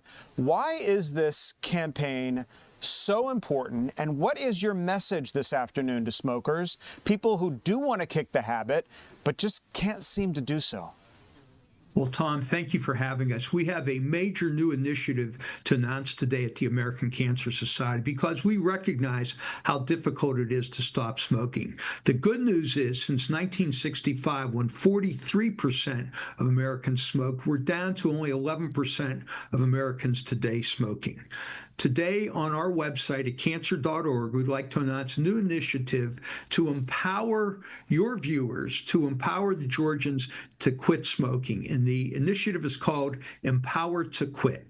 And it's a multi-step process done by email tailored to the individual viewer and smoker. First is to pick a quit date, ideally in the middle of the week when you have your routine going on. The second is to have nicotine replacement. We know that nicotine is very, very difficult to give up. There are prescription medications, there are chewing gums, there are over-the-counter type medications that people can use to help with the cravings. The third thing on the website, and they will email this to you directly as you go along to help coach you, there are ways to do things like sugarless chewing gum, lozenges, and other things that may help to really enlist the whole community of resources that we have. So cancer.org/empowered-to-quit. And there you'll offer a lot of resources for people who smoke, who really do want to quit. There's a psychological component to that. Nicotine is an addictive drug. We know that. This is 50 years in the making, the Great American Smoke Out. How have smoking habits changed from back in the mid-70s when you guys launched this effort to now? Well, years ago, there were actually commercials that said more doctors smoke Chesterfields than any other brands. We now know, actually in large part due to an initial American Cancer Society study in the 50s, that smoking is linked to lung cancer, but it's also linked to many other cardiovascular causes of death and morbidity. So the best thing that somebody can do is to not start smoking, and if they do smoke, to stop, to really have a chance for your family to be there at that Thanksgiving table. And the best gift that you can give is really Empowered to Quit at cancer.org for your family members to be there next holiday season. But what's changed is the number of people who don't smoke. The other thing, now that we're down to 11% of people, it's still millions of people. The other opportunity that we have now is lung cancer screening. Just like we have mammography screening and colon cancer screening, low-dose CT lung cancer screening has been shown to save lives. Unfortunately, our latest report that came out this week shows that only 18% of Americans who are eligible receive the screening, and in Georgia, it's even lower at 16%. I understand, Dr. Waldholtz, that you're a cancer survivor yourself. I know this campaign is near and dear to your heart. Tell us about some of the horrors, if you will, involved in smoking and some of the things that can happen to us as smokers. Sometimes we don't think about them when we light up a cigarette, what can actually happen to you, but smoking can affect us in so many different ways. It's really an insipid habit that can have horrible health consequences. Well, for me, it's personal. My grandfather died of lung cancer when I was 2 years old and forever impacted our family. But the truth is you immediately have cardiovascular issues, and you don't want to be the one in the family who's had the stroke and the other family members are taking care of you or have to worry about how do you want to be remembered when that's not necessary. You can be here with your family, but there are immediate benefits to stopping smoking with increased oxygenation levels, and there are long-term benefits that occur over years with less cancer. There are probably 12 cancers related to smoking and cigarettes. And by the way, I should add, as more youth are involved with vaping, the American Cancer Society does not recommend vaping as a way to stopping cigarette smoking. Vaping is still dangerous because of the multiple chemicals involved. Is it ever too late to stop smoking? In other words, if I've been smoking 20 years, for example, and I'm like, it's too late for me, the damage is already done. Is it ever too late? It's never too late, Tom. We can't change the past. We can only change the future. So in terms, if you think about flu season, for example, people who are actively smoking are going to be at higher risk of having increased morbidity and mortality with any infection. So in terms of chronic bronchitis, other things, cardiovascular risk, it's better to quit smoking and ideally to never start. And the best gift we can give our families at this Thanksgiving season is to empower them to learn more, to use the online tool, to get nicotine replacement, and do something positive for your family with all that money you're saving. Well, we're under no illusion that it's very, very difficult to do. People have stressors in life. They've been doing it a long time. They're addicted to smoking. But you guys at the American Cancer Society are providing a critical resource for people at cancer.org, which can come in really, really handy for people who really desperately want to kick the habit, but are looking for ways to do that. Dr. Bruce Waldholtz in Norfolk, Virginia, with us this afternoon. Doctor, thanks so much for joining us. Thank you so much, Tom. We'll continue here in just a moment.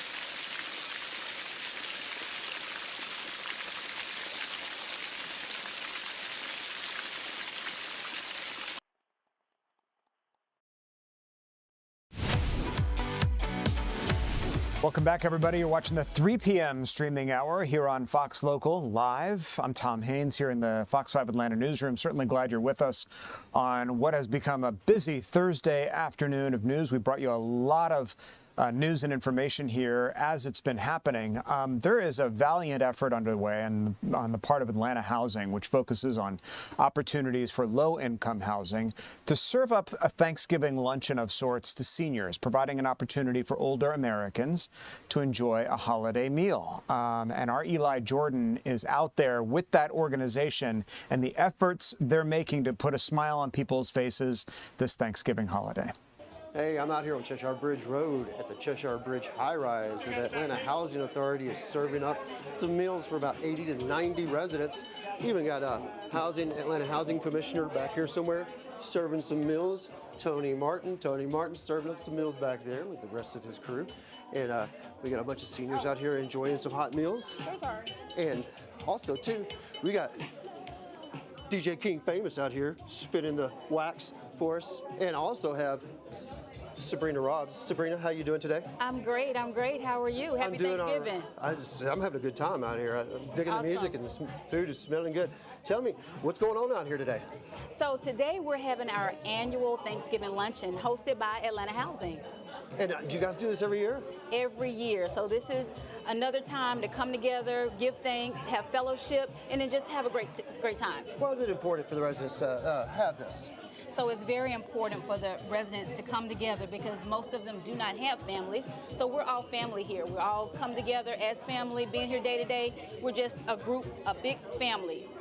And also, too, the Cheshire Bridge High Rise. It's been around for 50 years now. Absolutely. So we're also in celebration of 50 years here at Cheshire Bridge High Rise. Tell me, what impact has the high rise had on the community around here? What does it provide for residents? Provide services and freedom, allowing them to still enjoy and be able to share things and actually have the resources to get by. And to tell me, how many residents reside here, would you say, roughly? We have 162 units, so a total of 169 residents reside here. And me being the community engagement coordinator, I'm responsible for keeping them happy, keeping them active, and making sure they have the resources that they need. So how are you feeling about today? Awesome. They are enjoying it. They say the food is great. They're really having a great time. Awesome. It's really cool to have a housing commissioner out here too. They're really, they're actually putting in some work today, aren't they? Absolutely. And so absolutely. DJ King Famous spinning it for us, getting the boogie woogie down. Well, Sabrina, thank you very much for having us, and I hope you're able to get some food too. Absolutely. Thank you for coming. Awesome. Thanks for having us. All right. Thank you. We'll kick it back to you guys. All right, Eli, thanks. Great job on the part of Atlanta Housing, serving up meals this Thanksgiving holiday to seniors. Appreciate that. And thank you for watching us here on Fox Local this afternoon. I'm Tom Haynes, live in the Fox 5 Atlanta newsroom. The news continues right here, right now.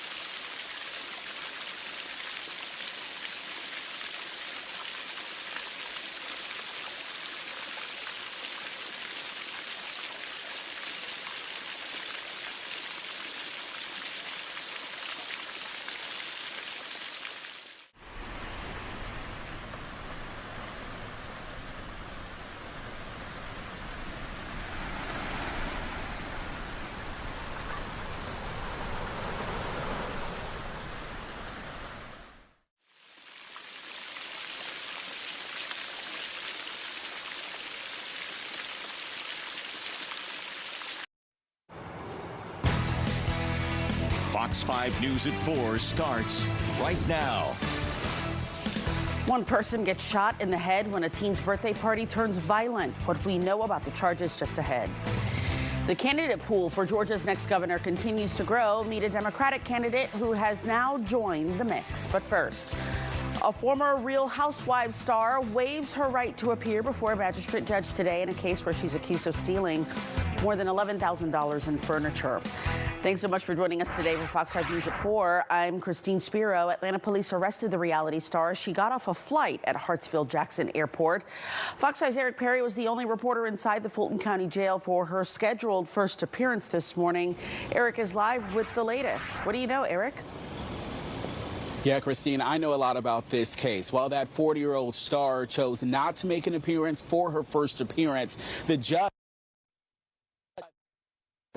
25 PI 009504 for Mia Fields Thornton. It was a not-so first appearance for reality star Mia Fields Thornton as she had a first appearance at the Fulton County Jail Thursday. Waived her right to appear personally. All right.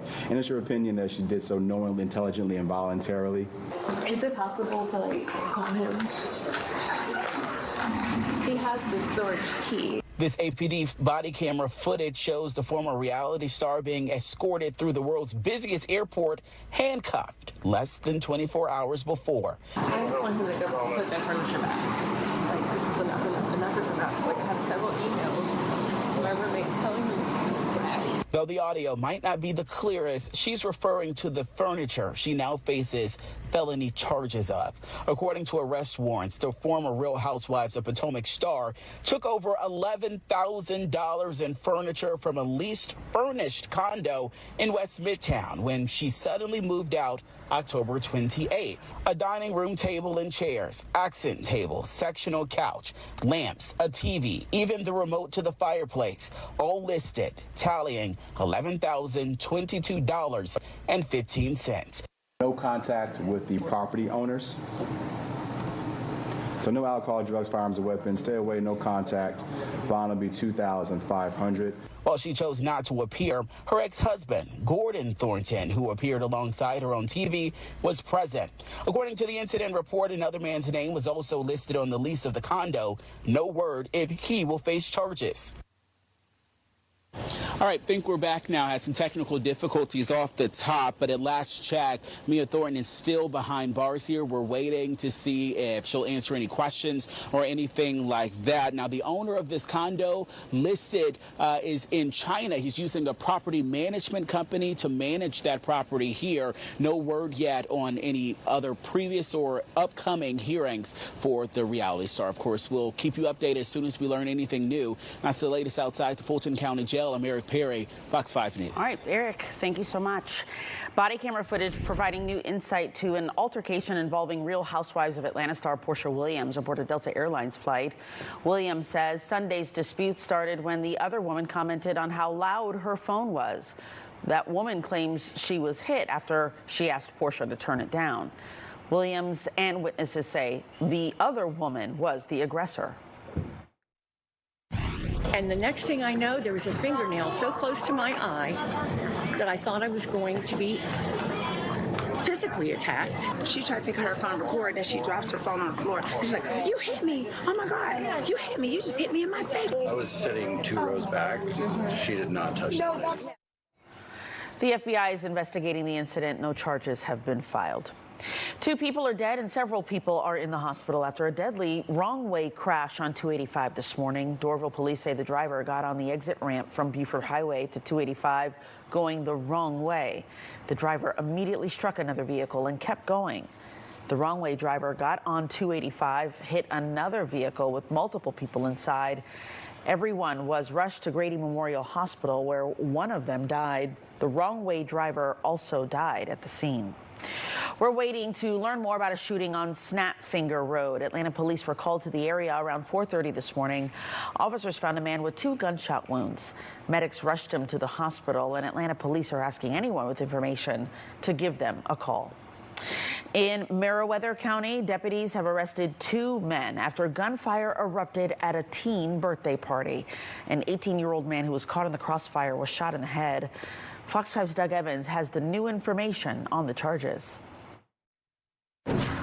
Sheriff Chuck Smith tells me it was supposed to be a small gathering, a bonfire to celebrate the birthday of the property owner's niece here in Meriwether County, but word got out on social media and it spread very quickly, and soon other teens and adults in their 20s arrived here in rural Meriwether County from as far away as South Fulton County, and that gathering swelled to over 100 people. These two men are charged with aggravated assault and accused of opening fire on that crowd and striking an 18-year-old in the head. They are 20-year-old DeAndre Ransom and 22-year-old Akevian Bowles. The sheriff says the two men fled the party and were captured at a Red Roof Inn in Noonan in Coweta County a few hours later. The teenage victim was first taken to a nearby fire station and then transported to Piedmont Noonan Hospital, eventually taken to Grady. The sheriff says word of the party spread so quickly on social media that soon the attendance just overwhelmed the host. You don't have any idea who they are, what their intentions are when they get there. The only thing is that when they see this broadcasted across social media, they're looking for a place to party. The sheriff tells me that Ransom and Bowles were not the only ones at the party, apparently with guns and firing them. We have determined that there have been multiple handguns due to the different calibers of empty shell casings that we found at our crime scene. So yes, multiple weapons. So what about the property owner who hosted the party? Well, even though the attendance got out of control because of social media, the sheriff tells me that they're checking to see whether the resident had the proper permits to host such a large gathering of over 100 people. As for the victim, we're told that he's now out of the hospital. Pretty amazing considering that the bullet struck him in the head. I'm Doug Evans, Fox 5 News in Meriwether County.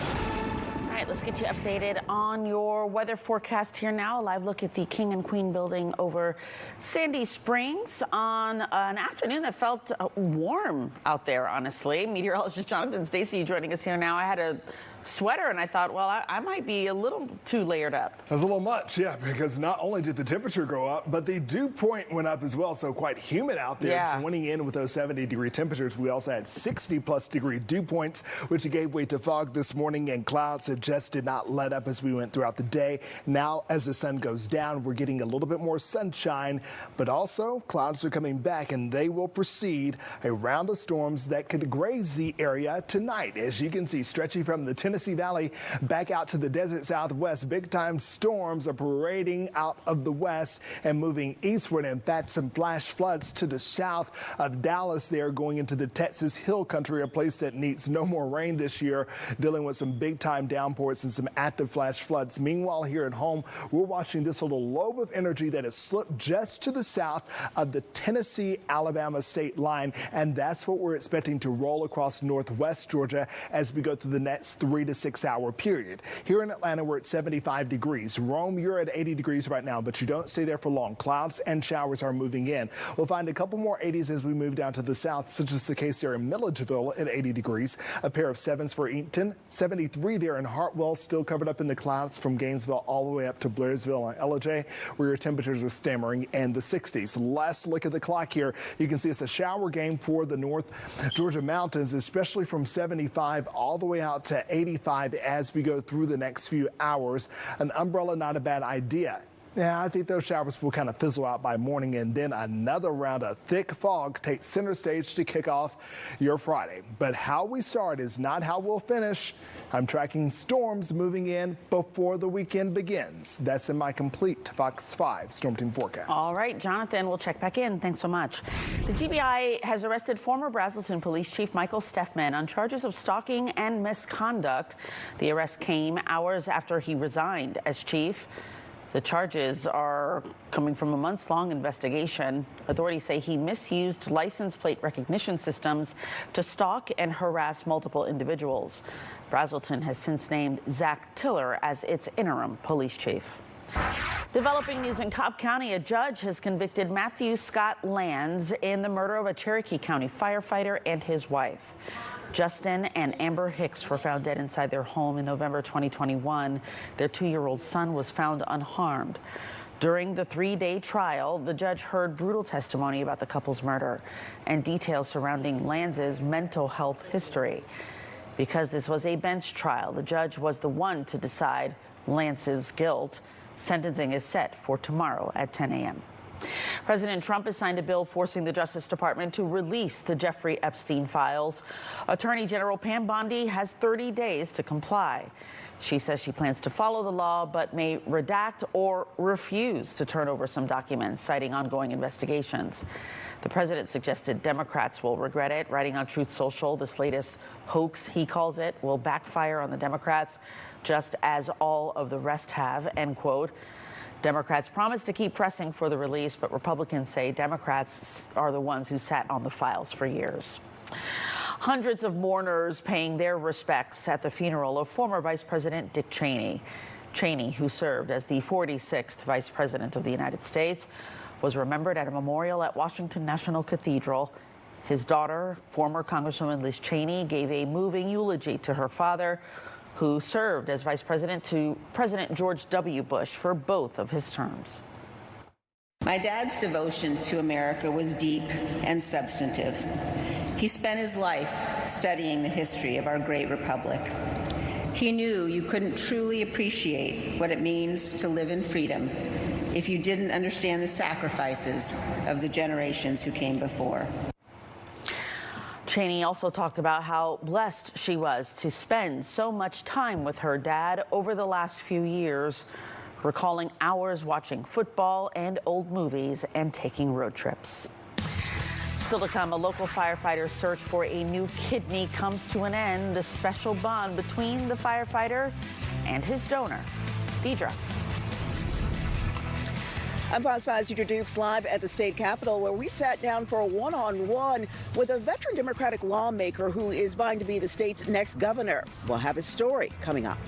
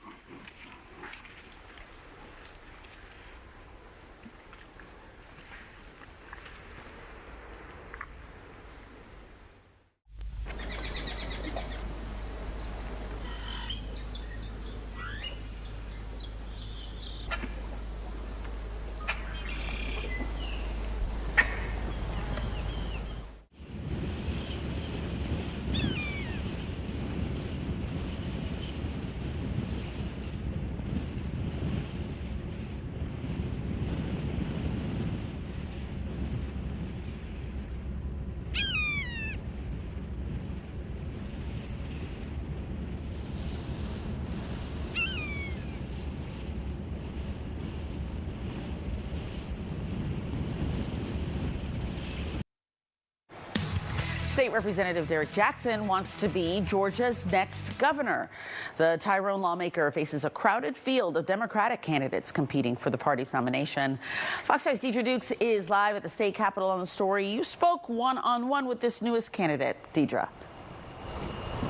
That's right, and Representative Jackson, Christine, has been campaigning across the state and participating in forums since he announced his run for governor. He told me today that affordability and health care will be top issues he'll focus on if elected. I'm running for Georgia families. Georgia families are hurting right now. A 22-year military vet and former corporate executive, State Representative Derek Jackson is now vying to become Georgia's next governor. I'm going to increase the minimum wage. I'm going to focus on our health care. I'm going to focus on our seniors who are asking, don't take my Medicaid and Medicare away from me. With nearly a decade in state office, the Democratic lawmaker who ran for lieutenant governor in 2022 says he has a proven track record of working with colleagues on both sides of the aisle, a bipartisan approach he vows to carry into the governor's office if elected. Out of the 314 bills I've either authored or co-sponsored, 38 of them are law. You must be able to reach a consensus on both sides of the aisle and get the work done for the betterment of Georgia.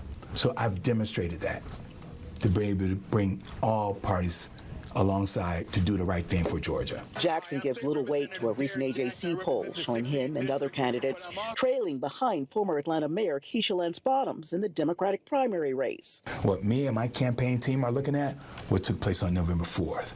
We're looking at the counties that voted, the counties that turned out, and that's where we're going. If elected, Jackson will consider using some of the state's budget surplus for Medicaid expansion and to provide grants to help small business owners. We're going in the wrong direction. That's the reason why I'm focused on families, focused on health care, focused on affordability. That's what I would do.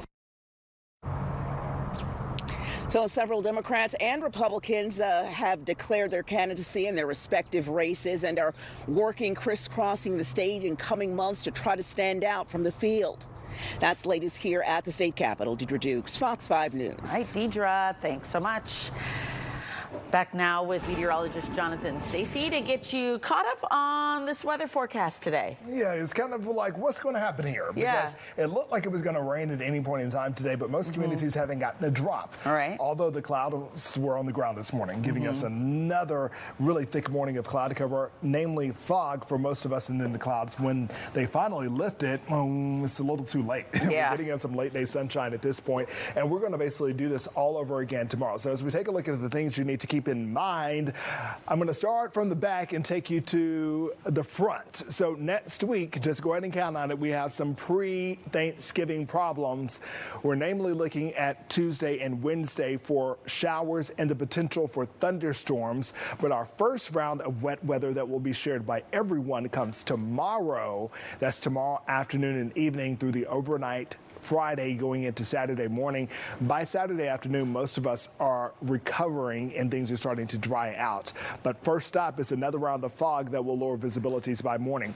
As we take a look at the current satellite and radar picture, most temperatures are in the 70s at this hour. The two outliers are fairly close to each other. Blue Ridge at 68 degrees, 80 there in Rome. Okay, not too shabby in the temperature department. Still above average for both locations. Rome, you don't stay at 80 degrees for long, though. There's some showers just on the other side of the mountain, and those showers are going to roll right across the northern tier. I don't think we'll get in on the action here in the metro area and for the south side. Right now we're at 74 degrees here in the city. Winds coming in out of the southwest, and that southwesterly temperature is our wind has not only pushed the temperature up well above average, but it's also driven up the dew points. We have unleashed a really rampant amount of moisture across the area. Dew points in the 60s, a far cry from just 48 hours ago when we had dew points as low as 28 degrees. The signals are seen in the sky and felt in the air. First, you have the cloud cover in place. Those clouds are back tonight, and for the metro area, they should not spill any showers. Winds will settle down, and that's the perfect recipe for fog to make a return tomorrow morning. But first, for our northwestern Georgia communities, you can see here You're about to get clipped by a complex that's rolling by Tennessee and over the Appalachians into the Carolinas. But as far as south as I will even throw Pickens County in the mix. So, of course, mixing those two together, Fannin and Gilmer counties, you got showers along with Murray-Whitfield counties, Towns, Raven, Union. I'll put you all in the mix for a few showers. Once again, a few spot showers, nothing really sizable. By the time you wake up tomorrow morning, everybody is pretty much shower free. But once again, the fog is back.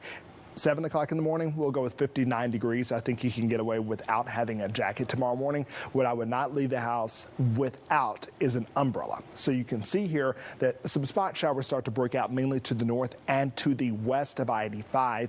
This is at noon. I think recess is still on go for the kids tomorrow, but the afternoon looks a bit dicey. I think we'll be able to squeeze in an early commute without wet weather, but by the time we get into the 5, 6, 7 o'clock time period, look at these cells moving in from Alabama. They're pretty heavy at times. Generally green, but we're seeing some yellows, oranges, and reds popping up, indicating heavier downpours and maybe a stray rumble of thunder. This is the view at 8 o'clock, already making it up into I-85, I-20, all to the east of town, but then there's still more behind. Most of the energy comes through during the darkness of the night.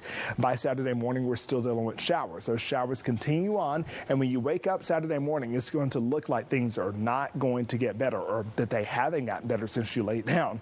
But if you just bear with the skies, they're going to eventually push out those clouds, and the cells are going to go with it, and we'll have a fairly nice second half of the weekend. When we put it all together, I think most communities are going to get around a 1/4 of an inch. The model is really saying that we're going to push the gas here in Atlanta for a 1/2 inch or a little bit more than that. We'll see how it all shakes out. But keep in mind, you have rain starting tomorrow afternoon through Saturday morning, a break by Saturday afternoon. Sunday is my pick day of the weekend. Monday's looking good, but some tricky weather before Thanksgiving moves in, and then a big downturn in the temperatures by Thanksgiving.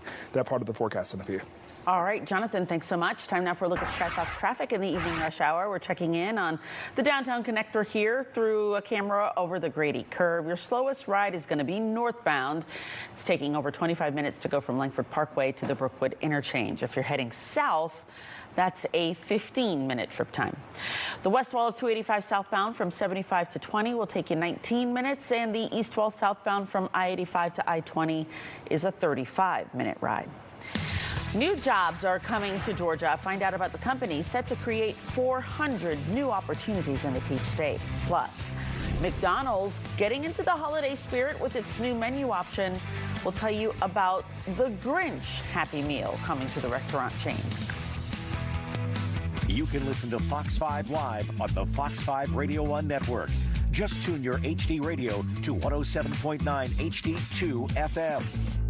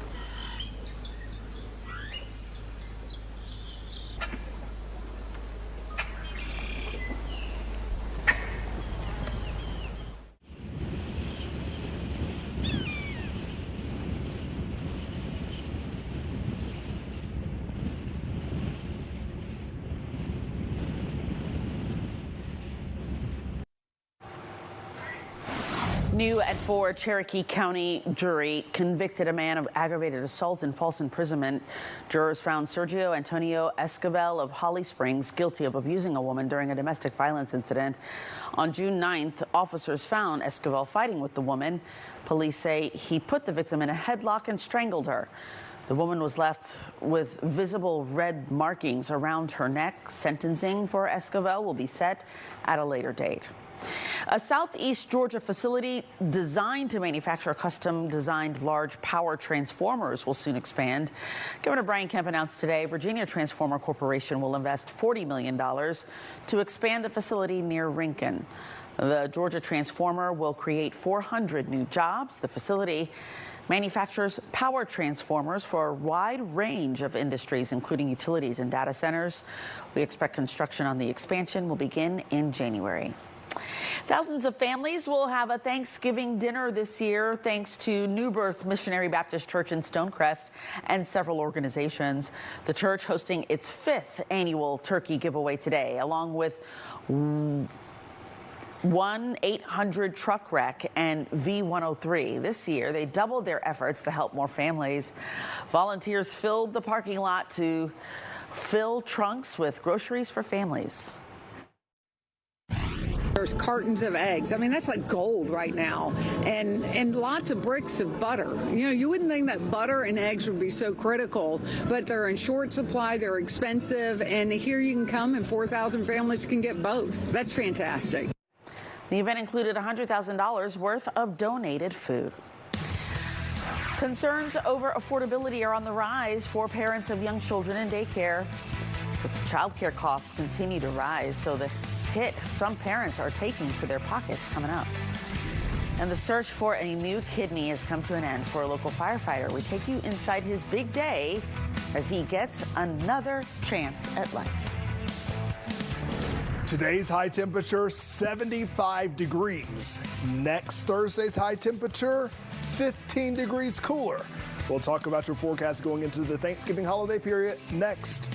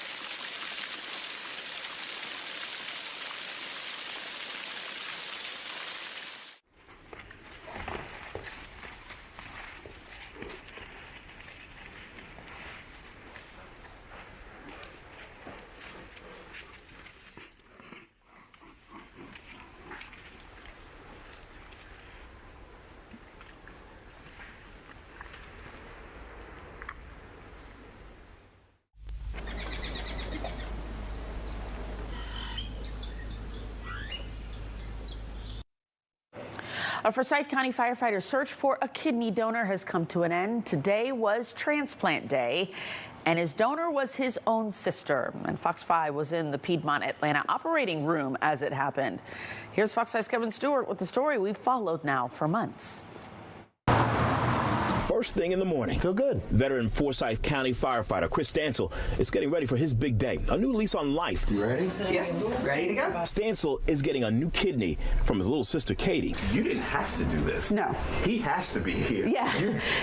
I have a choice, yes. But she is, out of love for her big brother. It was kind of odd. We were at my aunt's funeral, and they were talking about needing people to sign up. I'm a people helping people person. Just the way their mom would envision it. They were raised you take care of your people. It was what they were taught to do. Stansel had been looking for a kidney donor when his sister turned out to be a perfect match. Doctors diagnosed Stansel with stage 4 kidney disease back in May. He says the scary thing is there were no symptoms. No, if it wasn't for high blood pressure, I would have never known.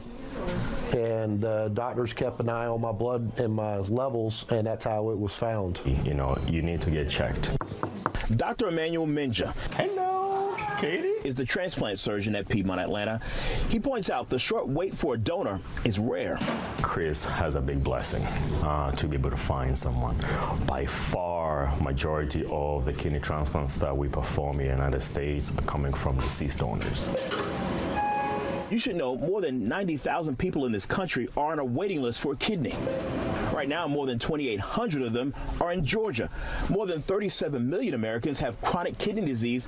Also worth noting, last year, more than 27,000 kidney transplants took place. And after 3 hours, there goes little sister's big gift, ready to be placed into Chris. The family waited anxiously in the lobby, knowing their lives were about to change forever. Fittingly, during the holiday season. He now is carrying a piece of her, and that they're combined together, but they have been all their lives. So, in Buckhead, Northwest Atlanta, Kevin Stewart, Fox 5 News. New at 4, we're learning more about what caused the deadly UPS plane crash in Kentucky. NTSB investigators say the plane involved had cracks in the mount of the engine that fell off during takeoff. The agency sharing frame-by-frame images that show an engine separating from the aircraft in Louisville on November 4th. 14 people died. The NTSB says the hardware that broke was last inspected in October 2021. Taking a look at our top stories now, we continue to follow the arrest of former Housewives star Mia Fields Thornton. Atlanta police took her into custody as she got off a flight at Hartsfield-Jackson, accused of stealing more than $11,000 in furniture. Fields Thornton has waived her right to appear before a Fulton County magistrate judge, and at last check, she has not yet bonded out of jail. In Meriwether County, 2 men are under arrest after gunfire erupted at a teenager's birthday party. What was supposed to be a small gathering ballooned into a large party. An 18-year-old was caught in the crossfire and shot in the head. Fortunately, that young man is now out of the hospital.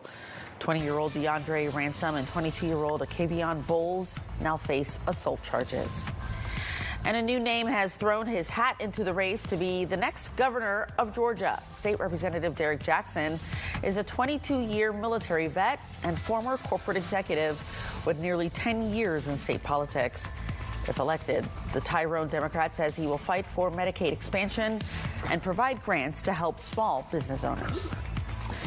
All right, let's talk a little weather now. Back with Jonathan Stacy. We started our day with fog. We saw that fog rolling in late last night and then hung around this morning. Yeah, anytime you get the dew point surging into the 60s and then the air temperatures in the 60s, that is a perfect recipe. And the winds were on standstill. And so tonight we're going to do it all over again. The temperature will fall out the 70s into the 60s, and the dew points, they haven't budged all day. And you probably felt a little singe outside. It is quite humid out there. Kind of weird saying that in the middle of late November. Here's a look at the big picture across the southern United States. Storms are rolling out and over eastern Texas, headed in our direction over the next 72 hours. So we're being clipped on the northern end by this complex over Middle Tennessee, headed towards East Tennessee. But this bigger batch of storms will greet us as we go through the day tomorrow into Saturday. As we scan the skies, we are seeing a few showers pop up near 75, then a couple on the top end of 575 here. Jasper, you're dry right now, but as you crawl into Pickens County's south and westernmost communities, you have a shower there near Carter K, a little shower, and then some showers that are rolling over portions of Chattooga County. Along with those of you just to the north of Somerville, they're getting a decent little shower. So our rain chances here in the metro area are pretty low, in fact around 0. You may get a random spritz or sprinkle in the north metro, but by and large you have to wait until tomorrow afternoon before our rain chances go into the scattered category. And they're going to stay there until about noon Saturday, and we'll be able to bring back some sunshine. It will be nice because the sun has been shut out for the past couple of days, and that will be the story tomorrow and then for the first part of the day Saturday. As for tonight, clouds in place, and will give way to fog by morning. Sun comes up at 7:15. You'll find temperatures around 61 degrees. Sun will be hard to come by because the clouds and the fog will be so prevalent. So keep that in mind. There will be low visibilities until about 10, maybe even 11 o'clock in some cases. The clouds are going to be fairly stubborn tomorrow, but temperatures still managing to climb into the high 70s. If we get some sunshine, I think it kind of peaks its head through those clouds around 2, 3 o'clock, similar to today. However, we'll have clouds moving in fairly quickly from the west to give way to our next round of rain. And you'll see that here on the temperature map. You'll see all the greens are really associated with our southern and western communities because you all will be the first to get showers. You'll have a pretty solid chance to warm up as you go out to Athens and Covington, where your temperatures will near 80 degrees. You just don't have a shot out there in Carrollton because even as the temperature climbs, the clouds make a very quick return and they start spilling from them showers by the afternoon. We'll settle somewhere in between here in Atlanta at 75 degrees. As we go through your Saturday, we'll start off with showers, but it looks like Sunday is the peak day, although the showers should taper off by Saturday midday. Let's fast forward and go to Thanksgiving. Things are looking good in terms of the sky conditions. However, a big downturn in the temperatures. Meteorologist Lauren Robinson is standing by, and she'll have updates on that part of the forecast starting at 5. All right, Jonathan, thank you so much. Time now for another quick look at Skyfox traffic in the evening rush. We are getting reports of a new problem spot on the East Expressway. At least one lane is reportedly blocked for a stall heading west at 285. It is creating a red ride from Panola Road, so Covington Highway would be a good alternate. Meanwhile, you can expect typical delays on the West Expressway outbound. It's going to take you 22 minutes to go from the West Side Perimeter to Fairburn Road. A hiker makes a dangerous decision to approach a pack of wolves. What he used to scare them off. And train travel is hitting record highs as more Americans choose the train over air travel this holiday. What Amtrak has to say about the unprecedented demand.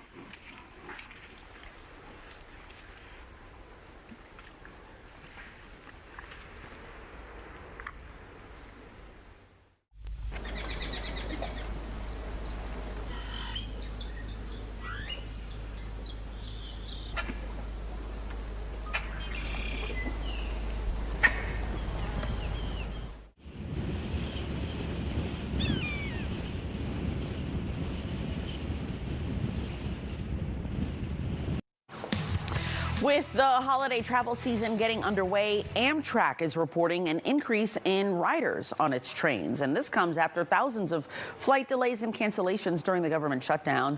Fox's Kaylee Schuyler joins us live from Boston at the South Station. Is it already busy there, Kaylee? Hi, Christine. Well, there's certainly been a steady stream of people in and out all day. And while more people will still fly or drive for Thanksgiving travel, AAA is expecting around 2.5 million people to take a train, a bus, or even a boat. And that's up 9% from last year. But riders I spoke with here today say they certainly think it's gotten more crowded. The traffic has gotten really busy. And sometimes the train has no seats anymore. You have to stand. Amtrak is heading into the holiday travel surge, coming off of a record year with 34.5 million people traveling on their trains during the fiscal year that ended September 30th. Amtrak says it's all part of a steady upward trend for U.S. train travel, especially on long-distance routes out west. But traveling by train doesn't mean you're immune to the occasional hiccup.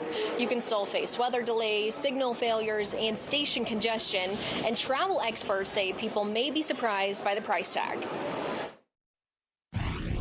We've really seen train travel get more expensive. I think, Amtrak has fully dynamic pricing now.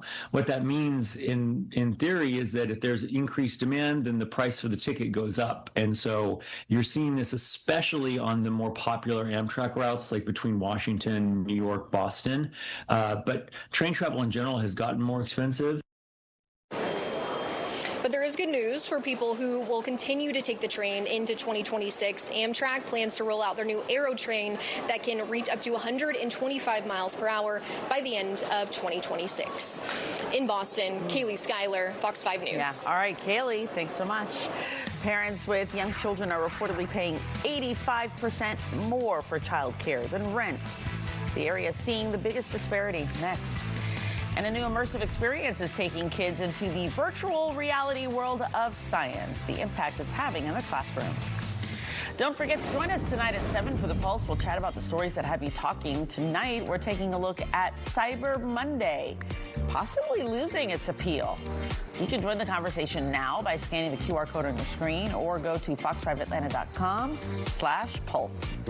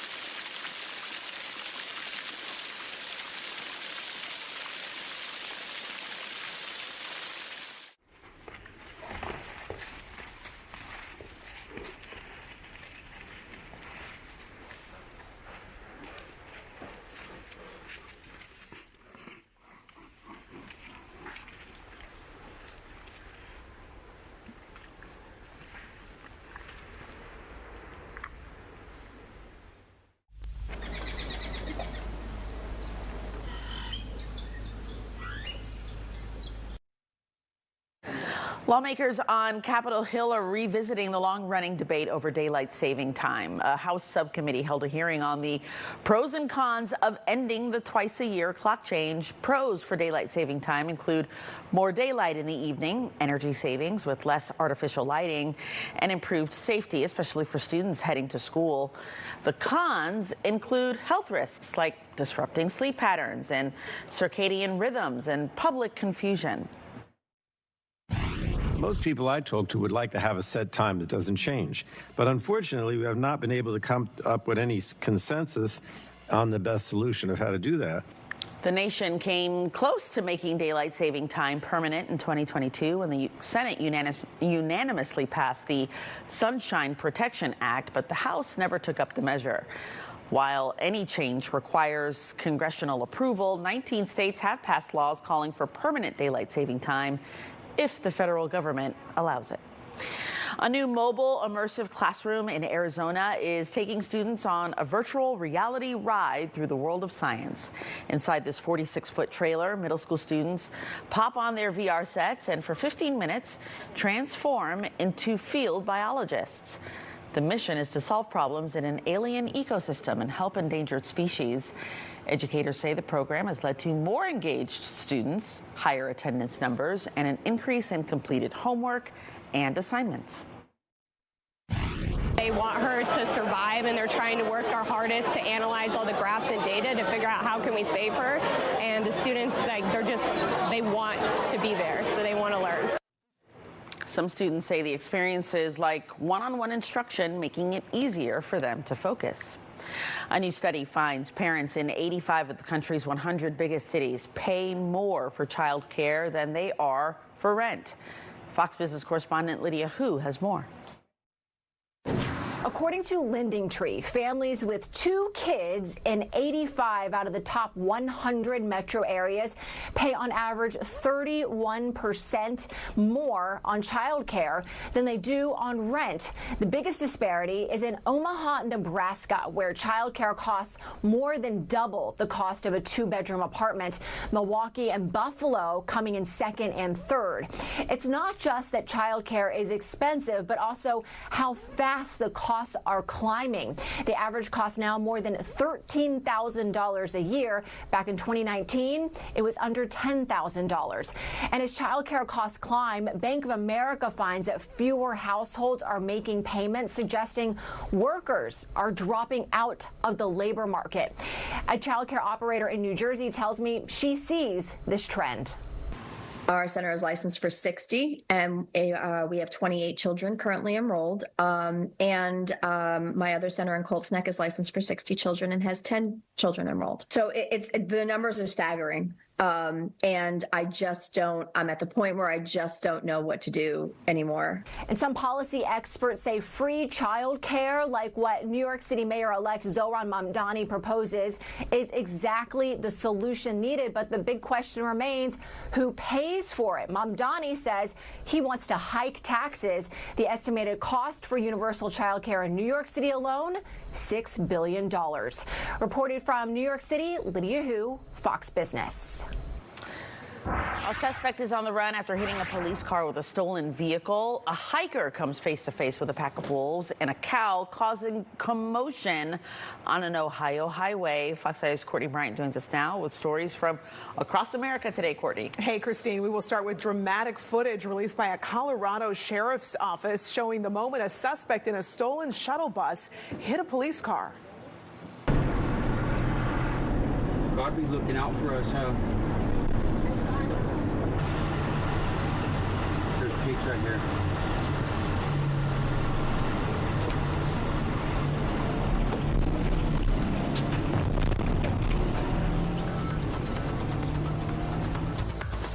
Wow, police say first responders were stationed alongside the freeway dealing with the crash as the man drove recklessly. He could be heard on video saying, "There's pigs right here," before sideswiping a police patrol car and just continuing on. First responders jumped the concrete barrier to dodge the shuttle bus. Police are still looking for that driver. A hiker in Yellowstone National Park was caught on camera making a very dangerous decision. Sightseers filmed him approaching a pack of wolves. When one of them got too close, they claim he used bear spray to scare it off. The man and the wolves eventually went their separate ways. The National Park Service says they have no reports of wolves attacking tourists, but added this could have ended very badly. An unusual suspect is to blame for causing a traffic jam on a highway in Ohio. Hilliard police released this video of them chasing a runaway cow. Officials say they were forced to shut down the highway for more than an hour. Eventually, they wrangled the cow and brought it back to safety. Police say the animal escaped from a trailer that was stopped on the highway. McDonald's has gotten into the holiday spirit with a meal inspired by The Grinch.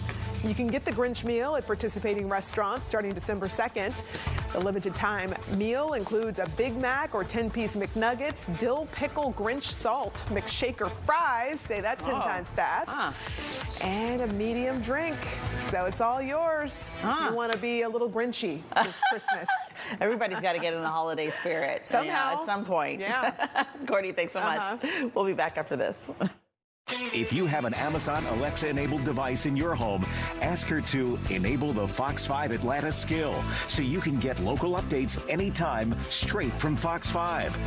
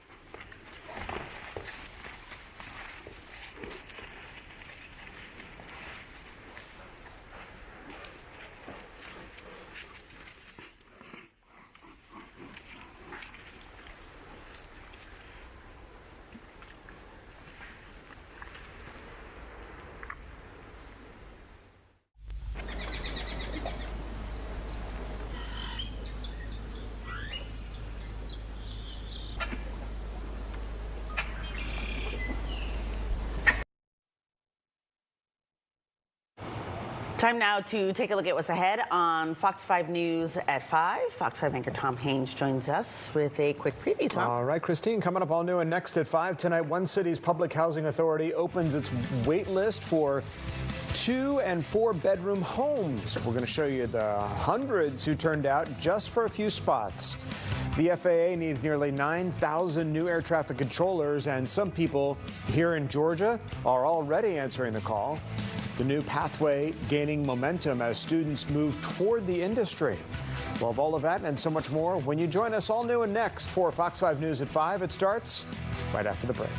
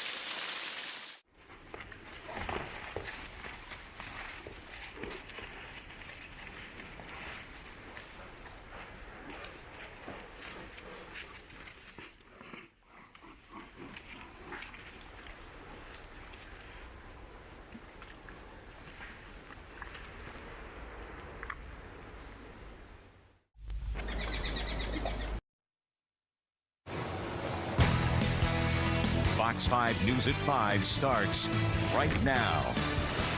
Georgia's next governor will come from a crowded field of candidates. Now at 5, we profile another Democrat who's thrown his hat into the ring. And we follow the case of a former Real Housewives star arrested at Hartsfield-Jackson, what she's accused of and what's happening today in court. But first, we begin in Meriwether County, where deputies have arrested 2 men after gunfire erupted at a teen birthday party. Good evening. Thanks so much for joining us. I'm Tom Haynes. I'm Courtney Bryant. An 18-year-old young man was caught in the crossfire and was shot in the head. Fox 5's Doug Evans has the new information on the charges. Sheriff Chuck Smith tells me it was supposed to be a small gathering bonfire to celebrate the birthday of the property owner's niece here in Meriwether County, but word got out on social media and it spread very quickly, and soon other teens and adults in their 20s arrived here in rural Meriwether County from as far away as South Fulton County, and that gathering swelled to over 100 people. These 2 men are charged with aggravated assault and accused of opening fire on that crowd and striking an 18-year-old in the head. They are 20-year-old DeAndre Ransom and 22-year-old Akevian Bowles. The sheriff says the 2 men fled the party and were captured at a Red Roof Inn in Noonan in Coweta County a few hours later. The teenage victim was first taken to a nearby fire station and then transported to Piedmont Noonan Hospital, eventually taken to Grady. The sheriff says word of the party spread so quickly on social media that soon the attendance just overwhelmed the host. You don't have any idea who they are, what their intentions are when they get there. The only thing is that when they see this broadcasted across social media, they're looking for a place to party. The sheriff tells me that Ransom and Bowles were not the only ones at the party, apparently with guns and firing them. We have determined that there have been multiple handguns due to the different calibers of empty shell casings that we found at our crime scene. So yes, multiple weapons. So what about the property owner who hosted the party? Well, even though the attendance got out of control because of social media, the sheriff tells me that they're checking to see whether the resident had the proper permits to host such a large gathering of over 100 people. As for the victim, we're told that he's now out of the hospital. Pretty amazing considering that the bullet struck him in the head. I'm Doug Evans, Fox 5 News in Meriwether County. Developing now, we're waiting to learn more about a shooting on Snapfinger Road. Atlanta police got called to the area about 4:30 this morning. That's where officers found a man with 2 gunshot wounds, medics rushing him to the hospital. Atlanta police asking anybody with information to give them a call. The GBI has arrested former Braselton Police Chief Michael Steffman on charges of stalking and misconduct. The arrest came just hours after he resigned as chief. And the charges follow a months-long investigation. Authorities allege he misused license plate recognition systems to stalk and harass multiple people. Braselton has named Zach Tiller as its interim police chief. State Representative Derek Jackson's vying to be Georgia's next governor. The veteran lawmaker is facing a crowded field of Democratic candidates competing for their party's nomination. Fox 5's Deidre Dukes has the story from the state capitol. I'm running for Georgia families. Georgia families are hurting right now. A 22-year military vet and former corporate executive, State Representative Derek Jackson is now vying to become Georgia's next governor. I'm going to increase the minimum wage. I'm going to focus on our health care. I'm going to focus on our seniors who are asking, don't take my Medicaid and Medicare away from me. With nearly a decade in state office, the Democratic lawmaker who ran for lieutenant governor in 2022 says he has a proven track record of working with colleagues on both sides of the aisle, a bipartisan approach he vows to carry into the governor's office if elected. Out of the 314 bills I've either authored or co-sponsored, 38 of them are law.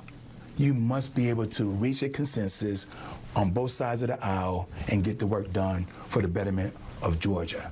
So I've demonstrated that, to be able to bring all parties alongside to do the right thing for Georgia. Jackson gives little weight to a recent AJC poll showing him and other candidates trailing behind former Atlanta Mayor Keisha Lance Bottoms in the Democratic primary race. What me and my campaign team are looking at, what took place on November 4th. We're looking at the counties that voted, the counties that turned out, and that's where we're going. If elected, Jackson will consider using some of the state's budget surplus for Medicaid expansion and to provide grants to help small business owners. We're going in the wrong direction. That's the reason why I'm focused on families, focused on health care, focused on affordability. That's what I would do. Now, of course, we're still months out from Election Day, but we are already seeing both Democrat and Republican candidates campaigning heavily to separate themselves from crowded fields in these primary races. At the state capitol, Deidre Dukes, Fox 5 News. All right, Deidre, be interesting to see how all this unfolds on both the Democrat and Republican sides. Appreciate it. Let's turn now to our weather. Take you outside for a live look up in Sandy Springs, King and Queen building up there on what has been kind of a cloudy, gloomy day outside. Yeah, it sure has been, but temperatures not as cool as they look, especially from this look here. Let's get out to meteorologist Lauren Robinson to talk about it. Things were warm yesterday, Lauren, but a little bit of a different vibe today. Yeah, that's right. It's still warm and muggy out there. Humidity is very high, but with that cloud and even the lingering fog we had this morning, it does feel a bit gloomier, and as you were just saying, it looks kind of chilly, but you go outside and you see how warm it is. Now, as you take a look at our live Viper radar, most of us are pretty dry. We do have a couple of light storms pushing into Chattanooga, then we have a couple of cells pushing through Talking Rock into Jasper, making their way toward Amicalola, pushing toward the northeast here. Now, these are very isolated. These are very brief. We're not expecting anything severe, but these are still chances that we run into, especially across the northern counties as we go through the rest of the evening, while more widespread showers are in store for our Friday night into Saturday morning. Right now, another look outside where you can see that cloud cover. It's a bit gloomy out there, but very muggy. We're at 73 degrees. We saw a high of 75 earlier this afternoon in downtown Atlanta, but with dew points at 61 degrees, very close to our temperatures. That's where we get that humidity at 66%, so extremely muggy. We have light winds coming in from the southwest at around 6 miles per hour.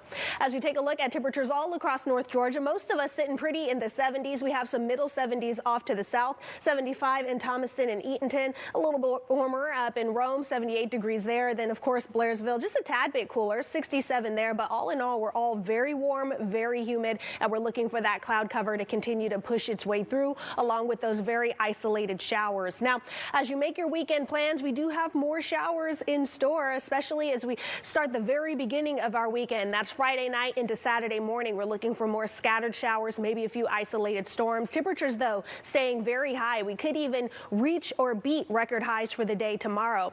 We start to clear out midday Saturday, and as we move into Sunday, we're going to see more sunshine. So coming up in my full 7-day forecast, I'll walk you through it, guys. All right, Lauren, thanks. A former Housewives star waived her right to appear before a magistrate judge today in a case in which she's accused of stealing more than $11,000 in furniture. Atlanta police arrested the reality star as she got off a flight at Hartsfield-Jackson Airport. Fox 5's Eric Perry was the only reporter inside the Fulton County Jail for her scheduled first appearance this morning. Eric joins us now live with the very latest. Eric? Yeah, Tom, Courtney, hello to both of you. The star made not an appearance for the first appearance there, but that did not prevent the judge from issuing a $2,500 bond, also ordering her not to have any contact with the property or the property owners. 25 PI 009504 for Mia Fields Thornton. It was a not-so first appearance for reality star Mia Fields Thornton as she had a first appearance at the Fulton County Jail Thursday. Waived her right to appear personally. All right. And it's your opinion that she did so knowingly, intelligently, and voluntarily? Is it possible to call him? He has the storage key. This APD body camera footage shows the former reality star being escorted through the world's busiest airport, handcuffed less than 24 hours before. I just want him to go put that furniture back. This is enough is enough. I have several emails from my roommate telling me to crash. Though the audio might not be the clearest, she's referring to the furniture she now faces felony charges of. According to arrest warrants, the former Real Housewives of Potomac star took over $11,000 in furniture from a leased furnished condo in West Midtown when she suddenly moved out October 28th. A dining room table and chairs, accent table, sectional couch, lamps, a TV, even the remote to the fireplace, all listed, tallying $11,022.15. No contact with the property owners. So no alcohol, drugs, firearms, or weapons. Stay away, no contact. Bond will be $2,500. While she chose not to appear, her ex-husband, Gordon Thornton, who appeared alongside her on TV, was present. According to the incident report, another man's name was also listed on the lease of the condo. No word if he will face charges. All right, back out here live. We've been out here throughout the day. We have not seen her leave the jail just yet. We've checked records. We do not believe she's bonded out just yet. The owner of the condo lives in China. We know he's a property management company. No word yet on any scheduled upcoming hearings so far. Of course, we'll keep an eye on this story for you outside the Fulton County Jail. I'm Eric Perry, Fox 5 News. Yeah, she didn't look happy being escorted through the airport, Eric. We'll see what happens. Thanks. Newly released body camera footage provides new insight into an altercation involving Real Housewives Atlanta star Portia Williams aboard a Delta Airlines flight. Williams says Sunday's dispute started when the other woman commented on how loud her phone was. The woman claims she was hit after she asked Portia to turn it down. Williams and witnesses say that the woman was the aggressor. And the next thing I know, there was a fingernail so close to my eye that I thought I was going to be physically attacked. She tried to take her phone, record, and she drops her phone on the floor. She's like, "You hit me! Oh my God! You hit me! You just hit me in my face!" I was sitting 2 rows back. She did not touch me. Yeah. Well, the FBI is now investigating the incident, and no charges have been filed. Hundreds of people show up for 40 spots on a wait list. New in Next at 5, what they showed up for and what happened next. And new details in the UPS plane crash that killed more than a dozen people. What we now know about the plane's engine melt. And the FAA needs thousands of new air traffic controllers within the next 2 years. Ahead tonight, the effort here in Georgia to help meet that need.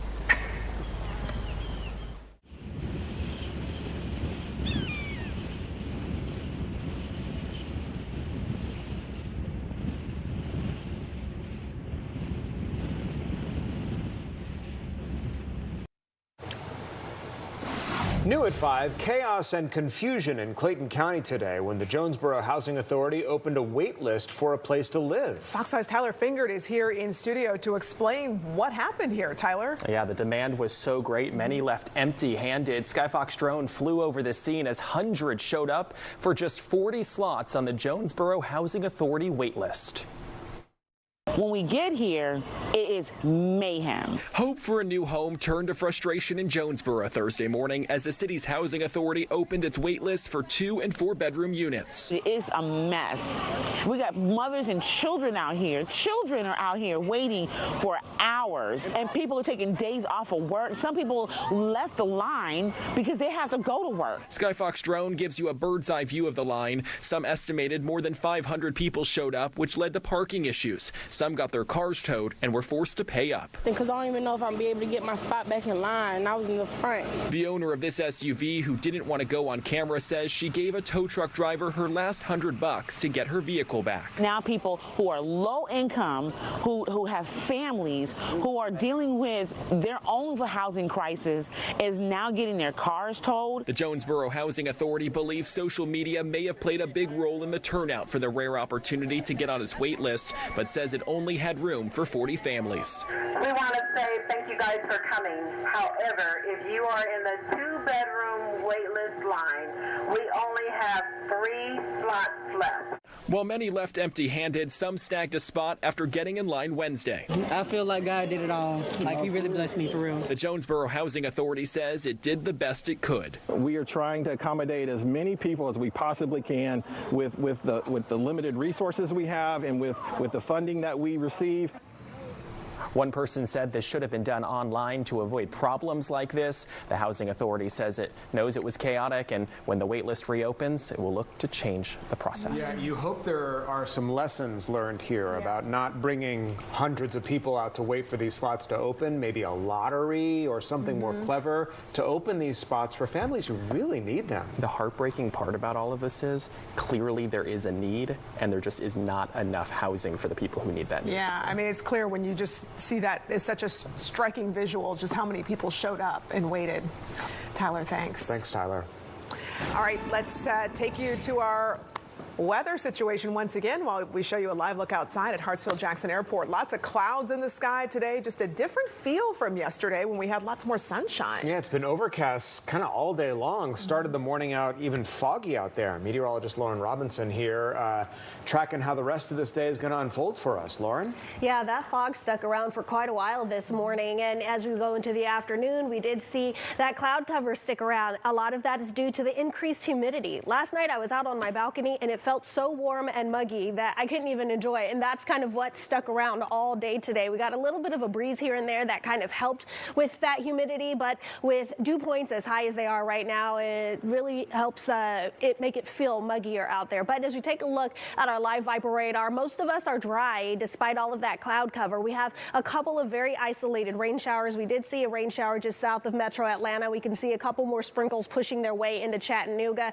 And then as I monitor one little storm that's pushing its way through Talking Rock just north of Jasper, making its way toward Amicalola. We're just going to watch for that to move its way to the northeast. So we do have that chance for some very isolated showers and storms, mostly across the far northern counties. The rest of us will stay pretty muggy and cloudy. Now, as we take a look at what's to store, this is going to be a closer look at our hour-by-hour forecast. We go through the rest of the evening. Most of the activity will fall north of Georgia, but in the far northern counties here, you could get a stray shower, maybe an isolated storm that dips south enough to reach our county here. So as we continue to look for that to move its way outward as we go through the evening tonight, the rest of us stay very cloudy. Those temperatures pretty mild, only dropping into the upper 50s by early tomorrow morning for our overnight lows. We wake up Friday to more cloud cover and more fog. And as we go through Friday afternoon, we stay mostly dry through the afternoon hours. Can't rule out maybe a stray raindrop here or there, but it's not going to be into the evening hours where we really start to see more scattered showers and isolated storms move in. So that's going to continue through around 5, 6, 7, 8 o'clock. We're looking for some scattered showers across Metro Atlanta. And then the same goes for as we move into 11 o'clock midnight. We go throughout our Saturday. We start the day with some lingering precipitation, and and then we start to clear out as we go throughout our Saturday afternoon. So coming up, we'll take a full check of my 7-day forecast with just how long we will stay this warm. Guys. All right, Lauren, thanks. Time to take a look at Skyfox traffic and the evening rush hour. And heads up for you, we're watching a crash on 85 inside the perimeter. One far right lane is partially blocked southbound past 400.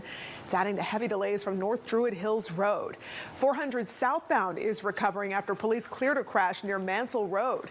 It's now a 19-minute drive from Old Milton Parkway to the top end of 285. We're learning more about what caused the deadly UPS plane crash in Kentucky. NTSB investigators said that the plane involved had cracks in the mounting of the engine that fell off during takeoff.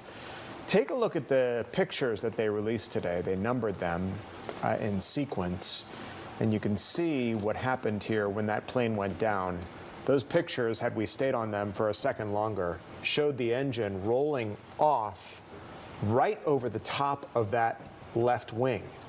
The agency sharing the frame-by-frame photos showing the engine falling off the plane, 14 people dying in that crash. The NTSB says the hard wire that broke was last inspected in October 21. President Trump has signed a bill forcing the Justice Department to release the Jeffrey Epstein files. Now Attorney General Pam Bondi has 30 days to comply. She says that she plans to follow the law, but may redact or refuse to turn over some documents, citing ongoing investigations. The recent government shutdown highlighted the need for more air traffic controllers. Next at 5, we're live with the ongoing efforts to train more of them right here in Georgia. It's a war of words between members of Congress and the president. Ahead tonight, the video that's drawing the ire of the commander-in-chief.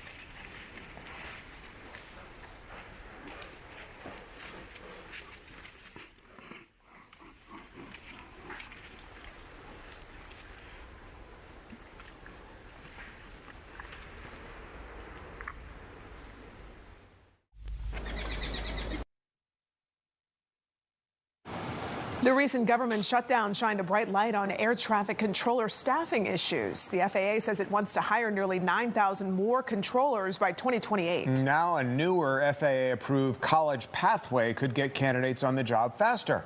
Fox's Oliviana Calmes at Middle Georgia State University, one of the few schools currently offering the program. Oliviana? Yeah, this is one of only 9 schools that offer this enhanced AT-CTI program. It's pretty cool. It helps streamline that track, and their goal is to get more students trained up and in towers as soon as possible.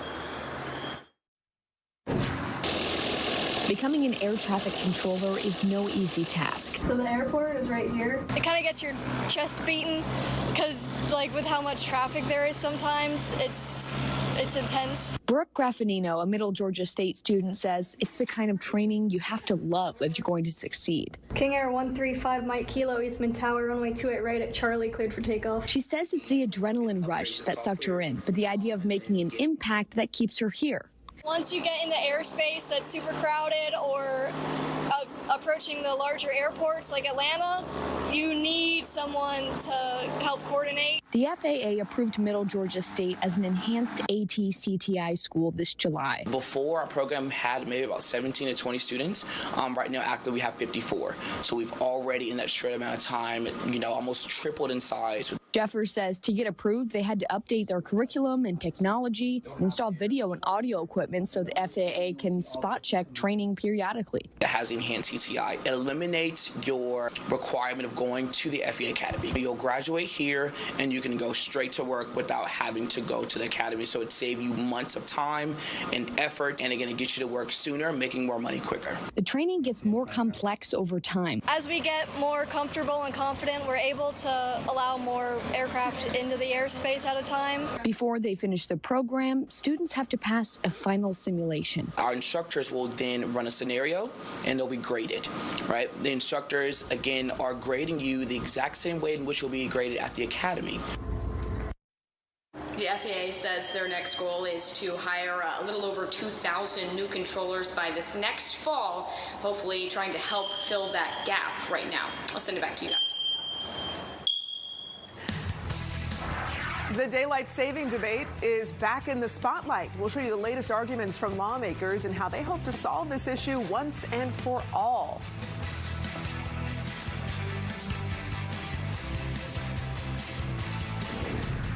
All right, well, we have a few very isolated storms up to the north, but as we move closer to the weekend, we'll see more widespread showers. I'll have those details coming up in a check of my 7-day forecast. Stay tuned.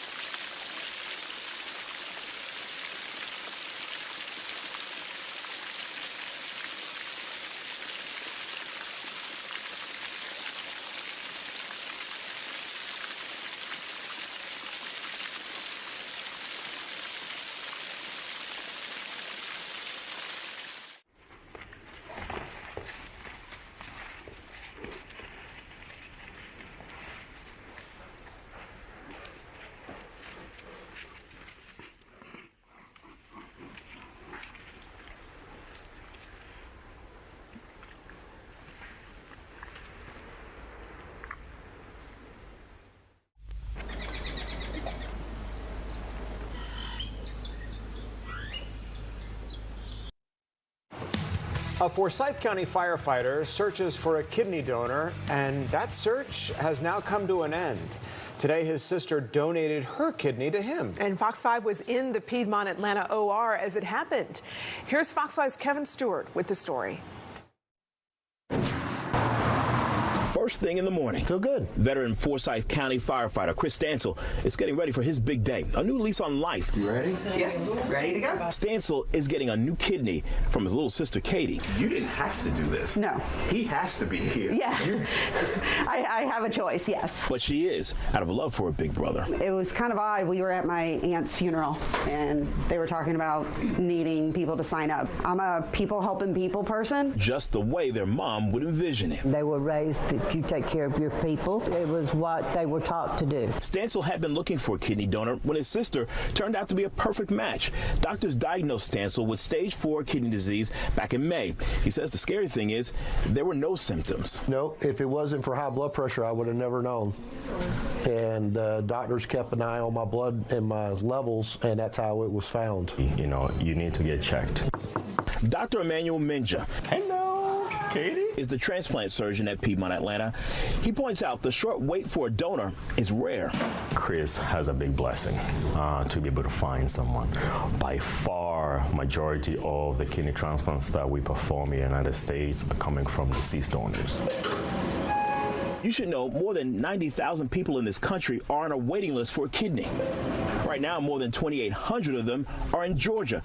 More than 37 million Americans have chronic kidney disease. Also worth noting, last year, more than 27,000 kidney transplants took place. And after 3 hours, there goes little sister's big gift, ready to be placed into Chris. The family waited anxiously in the lobby, knowing their lives were about to change forever. Fittingly, during the holiday season. He now is carrying a piece of her, and that they're combined together, but they have been all their lives. So, in Buckhead, Northwest Atlanta, Kevin Stewart, Fox 5 News. Thousands of families will have a Thanksgiving dinner this year, thanks to New Birth Bishop Missionary Baptist Church and several other organizations. The church hosted its 5th annual turkey giveaway today, along with 1-800-TRUCK-WRECK and V103. This year, they doubled their efforts to help more families. Volunteers filled the parking lot to fill trucks with groceries for families. There's cartons of eggs. I mean, that's like gold right now. And lots of bricks of butter. You know, you wouldn't think that butter and eggs would be so critical, but they're in short supply, they're expensive, and here you can come and 4,000 families can get both. That's fantastic. The event included $100,000 worth of donated food. Let's take you out to a live look over Lake Lanier and talk about the weather once again. It's been a kind of muggy day out there, and from this picture you would think things are kind of chilly and fall-like, but not really the case. Yeah, muggy because it's been cloudy and soupy and warm out there, Lauren. Yeah, I like soupy. That's a great way to describe what it feels like. It came in yesterday and it's really kind of just sitting over us. Now, while we're in this very humid pattern, we do have a couple very isolated showers and storms up to the north. We're going to see more widespread showers as we move through tomorrow evening into early Saturday morning. Another live look outside, and you can see that cloud cover still lingering. What you can't see is going to be that humidity, 66%. It's pretty muggy out there, and that happens anytime our dew points come really close to our temperatures. So we're at 73 degrees right now in downtown Atlanta. We saw an afternoon high of 75 degrees, dew points at 61 degrees, so that's what's making it feel so muggy.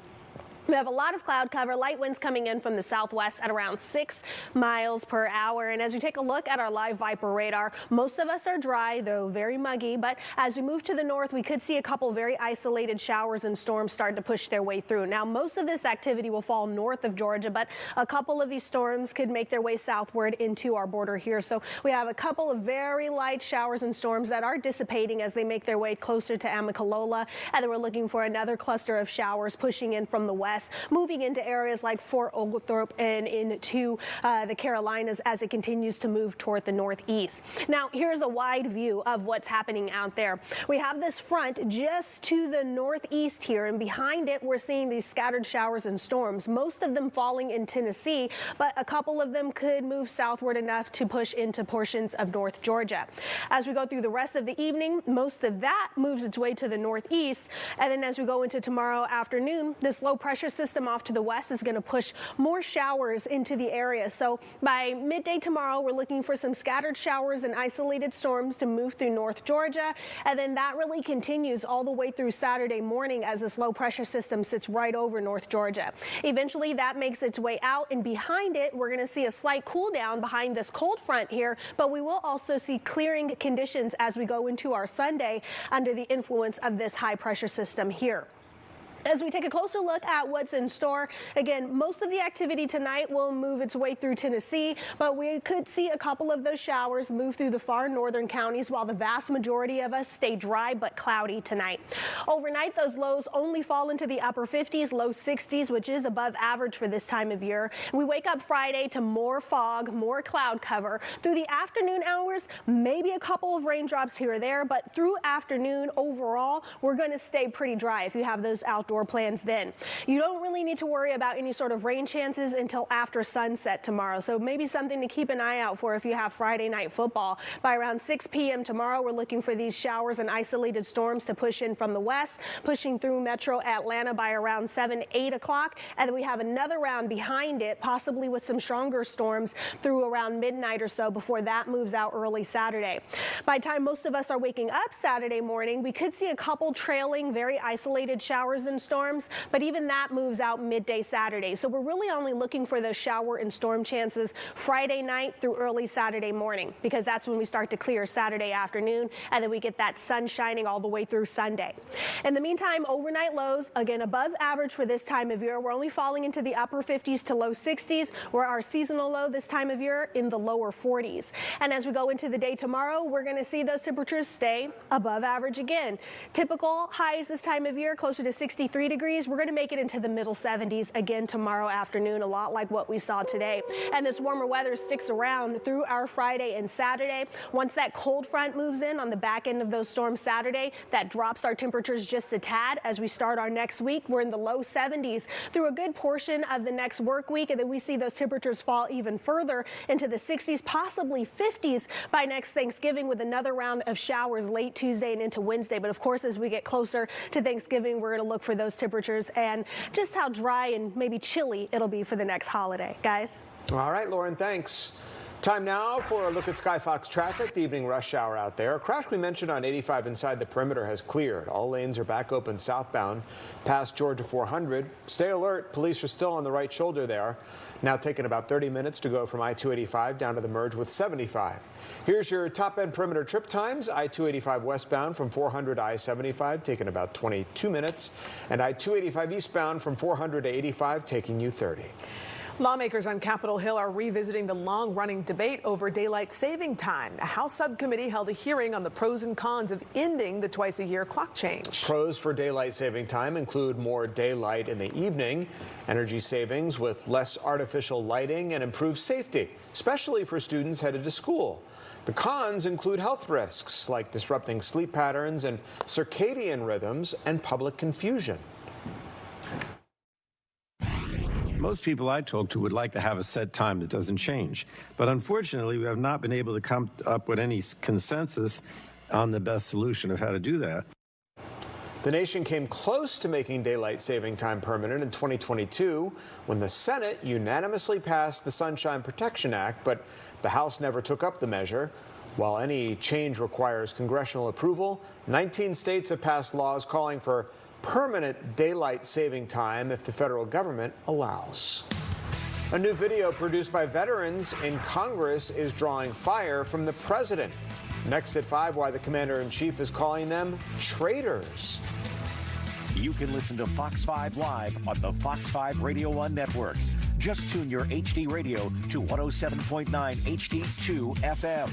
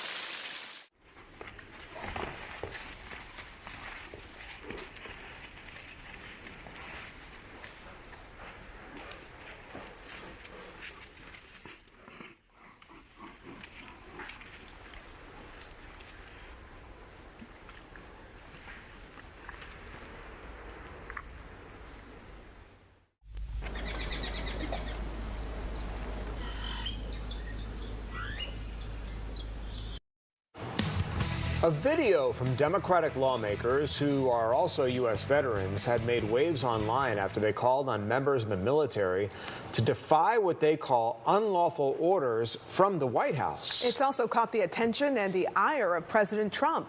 Fox's Connor Hansen reports. Our laws are clear. You can refuse illegal orders. You can refuse illegal orders. You must refuse illegal orders. This is the clip circulating on social media featuring 6 Democrats who served in the military or intelligence community. The lawmakers say the Trump administration is pitting the military against American citizens. President Trump took to Truth Social to condemn the video, writing, quote, "Their words cannot be allowed to stand. Seditious behavior from traitors. Lock them up." The president then added seditious behavior punishable by death. He is throwing a match into a country filled with political extreme gasoline. It is dangerous. It is devastating. Democrats have been critical of the use of the National Guard and U.S. troops in American cities like Los Angeles and Washington, D.C. They're also concerned about recent deadly strikes on alleged drug boats and the military buildup in the South Caribbean. Donald Trump has made a series of very disturbing comments and suggestions that would violate U.S. law and put our military in terrible positions. I don't want to wait. I don't want to wait until that happens to remind our troops of their obligation, because then it will be too late. The White House is pushing back. We do things by the books, and to suggest and encourage that active duty service members defy the chain of command is a very dangerous thing for sitting members of Congress to do. Levitt says the president does not want anyone to be executed. In New York, Connor Hansen, Fox News. Child care costs appear to be rising around the country. Ahead tonight, how it's now becoming one of the biggest expenses in the budget. Lauren? All right, well, we see a couple very isolated showers across far northern portions of North Georgia. But as we go through our Friday night and Saturday morning, we're going to see more widespread showers. I'll have those details coming up in another check of my 7-day forecast.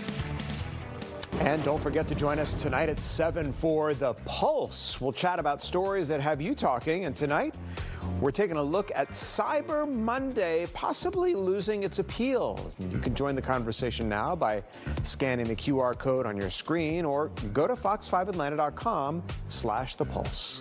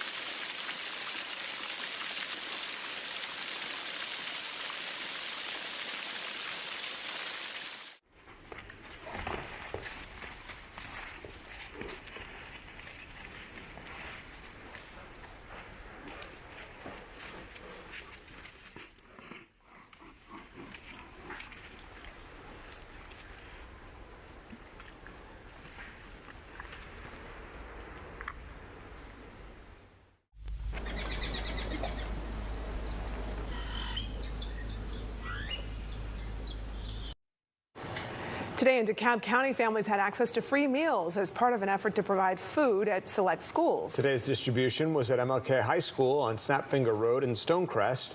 The food was provided by the Atlanta Community Food Bank. More of these giveaways will be held at other schools throughout the month of December. Tomorrow in DeKalb County, the county is partnering with MARTA to give out turkeys at noontime at the Kensington station, and on Saturday at 10 a.m., 800 food boxes will be distributed at 3 DeKalb locations in partnership with Midwest Food Bank. Others in the community are also stepping up to help families in need, like a 14-year-old Wheeler County teen that plans to feed dozens of families. His name is Jack Nelson, and we're told he started out planning to prepare just 50 ready-to-cook meals. But thanks to donations from across the country, he can now feed 150 families. Each bag includes ingredients for either chicken and cornbread casserole or chicken and dumplings, along with a complete care kit and juice. Jack's mom tells us he launched the effort this fall and worked incredibly hard on it, delivering 85 meals to Wheeler County schools. The rest will be delivered tomorrow to be given to residents in the greatest need. We've learned about another teen who's doing some amazing work. He's Hillgrove High School junior Brandon King. For his Eagle Scout project, he organized a food drive at his school, collecting 1,700 non-perishable food items. He then led a team of 20 volunteers to sort the donations and create express food boxes for people seeking emergency food assistance at the Center for Family Resources in Marietta. So great job, Brandon. All right, as we go through the rest of the evening, we're looking for more storms north of Georgia, mostly pushing through areas of Tennessee and into the Carolinas. But a couple of those showers and storms could make their way into the far northern counties as we go through the rest of the evening. The vast majority of us will stay dry, but cloudy, muggy, warm as we go through the rest of our Thursday night. Overnight tonight and into early tomorrow morning, we're going to wake up to more fog, more cloud cover. It's going to stay pretty warm and humid. Overnight lows only falling into the upper 50s to low 60s by early tomorrow morning. As we move through the first half of our Friday, we stay dry, maybe a few raindrops here or there, but we're likely going to stay dry through the early afternoon hours, temperatures in the middle 70s.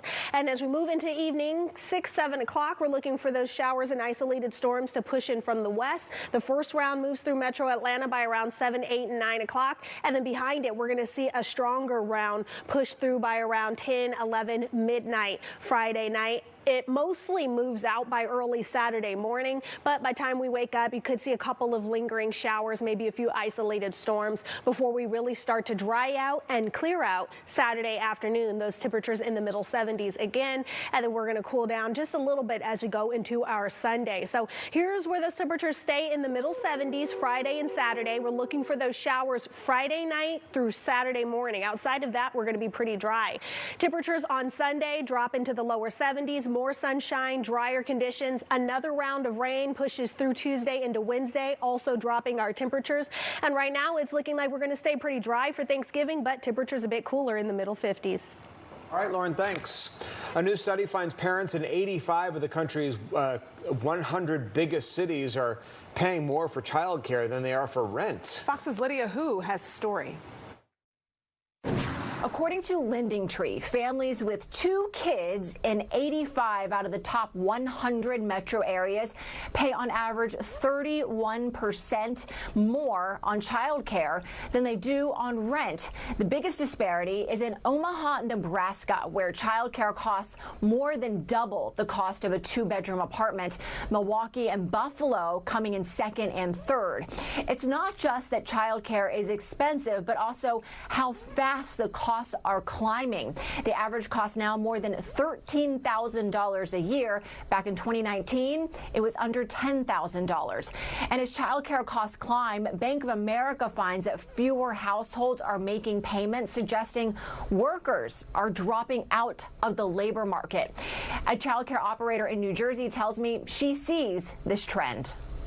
Our center is licensed for 60, and we have 28 children currently enrolled. And my other center in Colts Neck is licensed for 60 children and has 10 children enrolled. So the numbers are staggering. And I'm at the point where I just don't know what to do anymore. And some policy experts say free child care, like what New York City Mayor-elect Zohran Mamdani proposes, is exactly the solution needed. But the big question remains, who pays for it? Mamdani says he wants to hike taxes. The estimated cost for universal child care in New York City alone, $6 billion. Reported from New York City, Lydia Hu, Fox Business. Still ahead, as you turn to online shopping and digital payments, this holiday season, experts warn scammers are widening their reach, what they say you should be on the lookout for. And a new survey looked at what Americans are worried about affording next year. The number one concern, just ahead.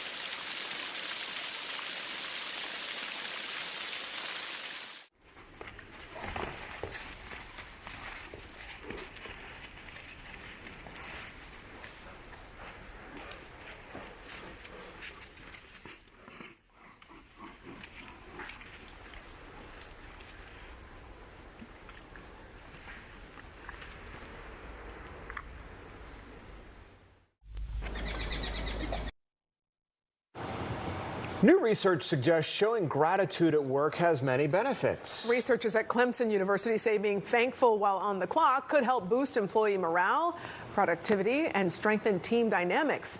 The study showed an uptick of employees expressing gratitude to those around them during the holidays. An alert as the holiday shopping season nears. Experts say this is the perfect time for cyber criminals and phishing scams. A recent study done by a cybersecurity company shows a 250% increase in fake shopping websites, and phishing attacks are up about 36%.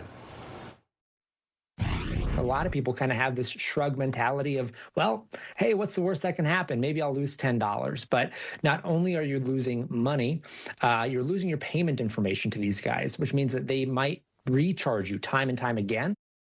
The key detail experts say is to be aware of is websites' URLs. They say to make sure you're on the seller's official webpage. The Better Business Bureau also has a scam survival toolkit on its website. A DeKalb family is pushing for answers after their 7-year-old was sexually assaulted. We have more details when we come back.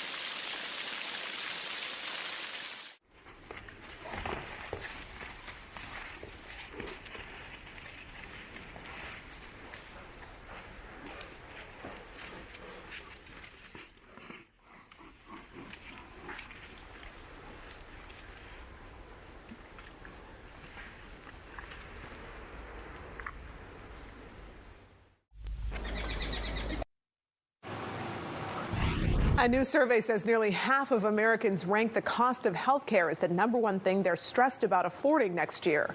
The West Health Gallup poll surveyed nearly 20,000 people across all 50 states, ranking healthcare costs, quality, and access. It also found 1 in 5 households couldn't pay for a prescription over the last 3 months, and that 53% of Americans have delayed medical treatment because of financial strain. Fox 5 News at 6 starts right now.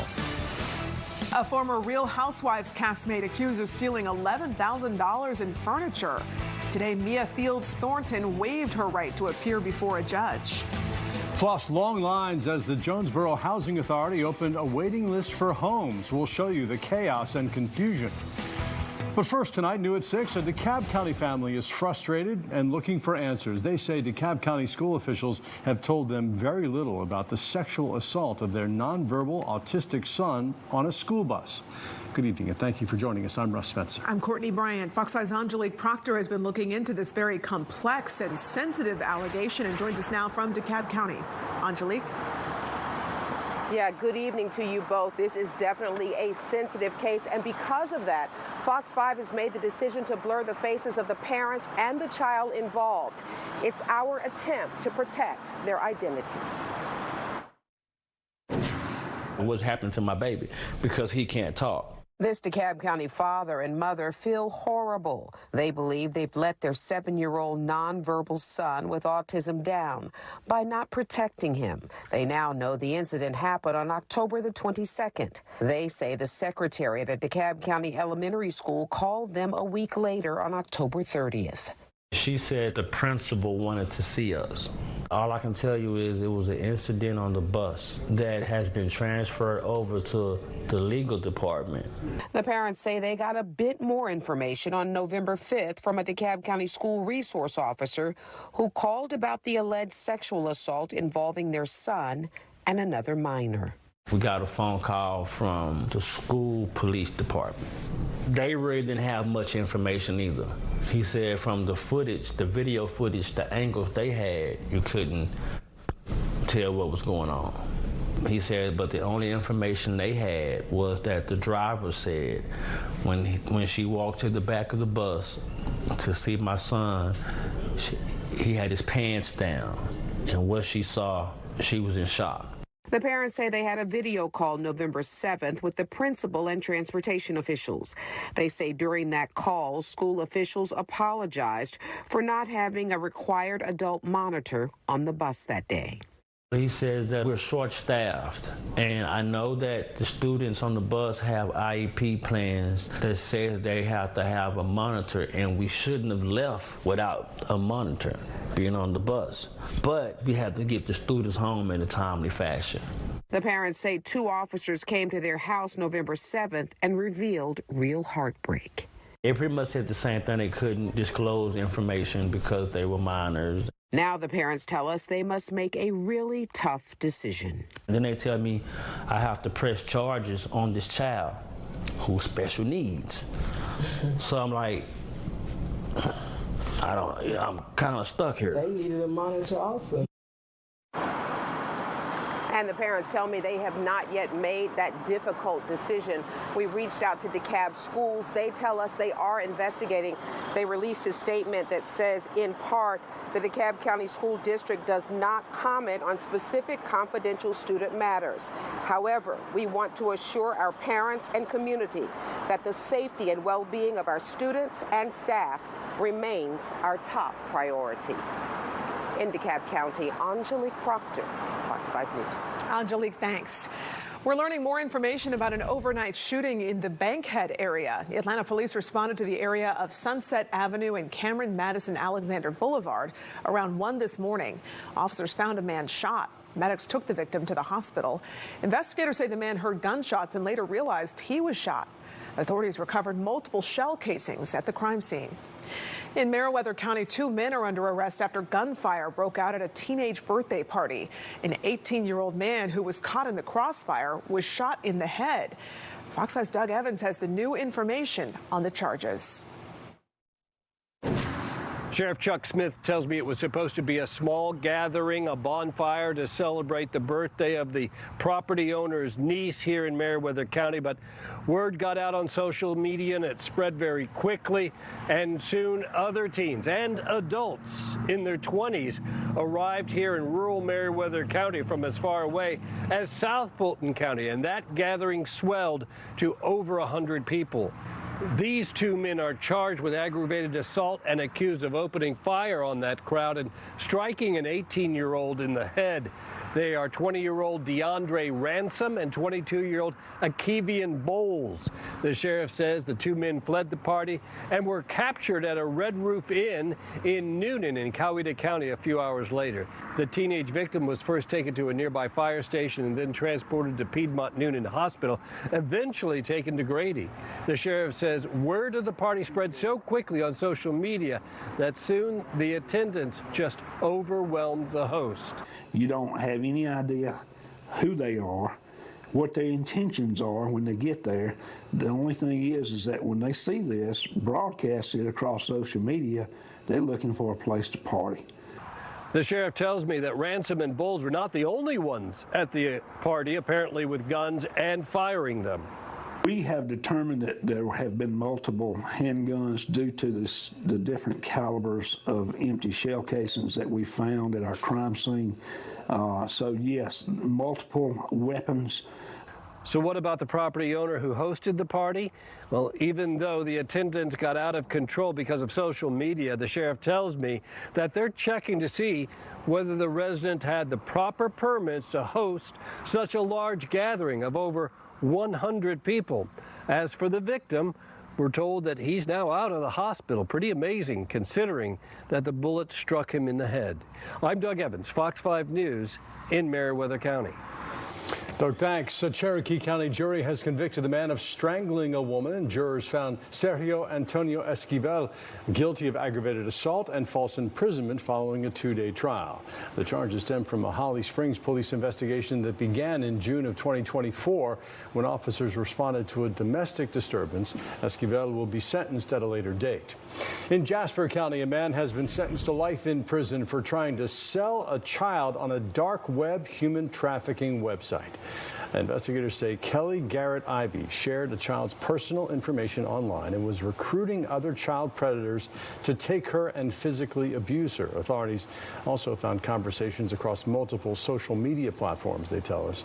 Ivy will have to serve the first 50 years of his sentence in confinement. We're now seeing the mugshot for Braselton's former police chief, who was arrested by the GBI just hours after the city announced his retirement. Michael Steffman faces charges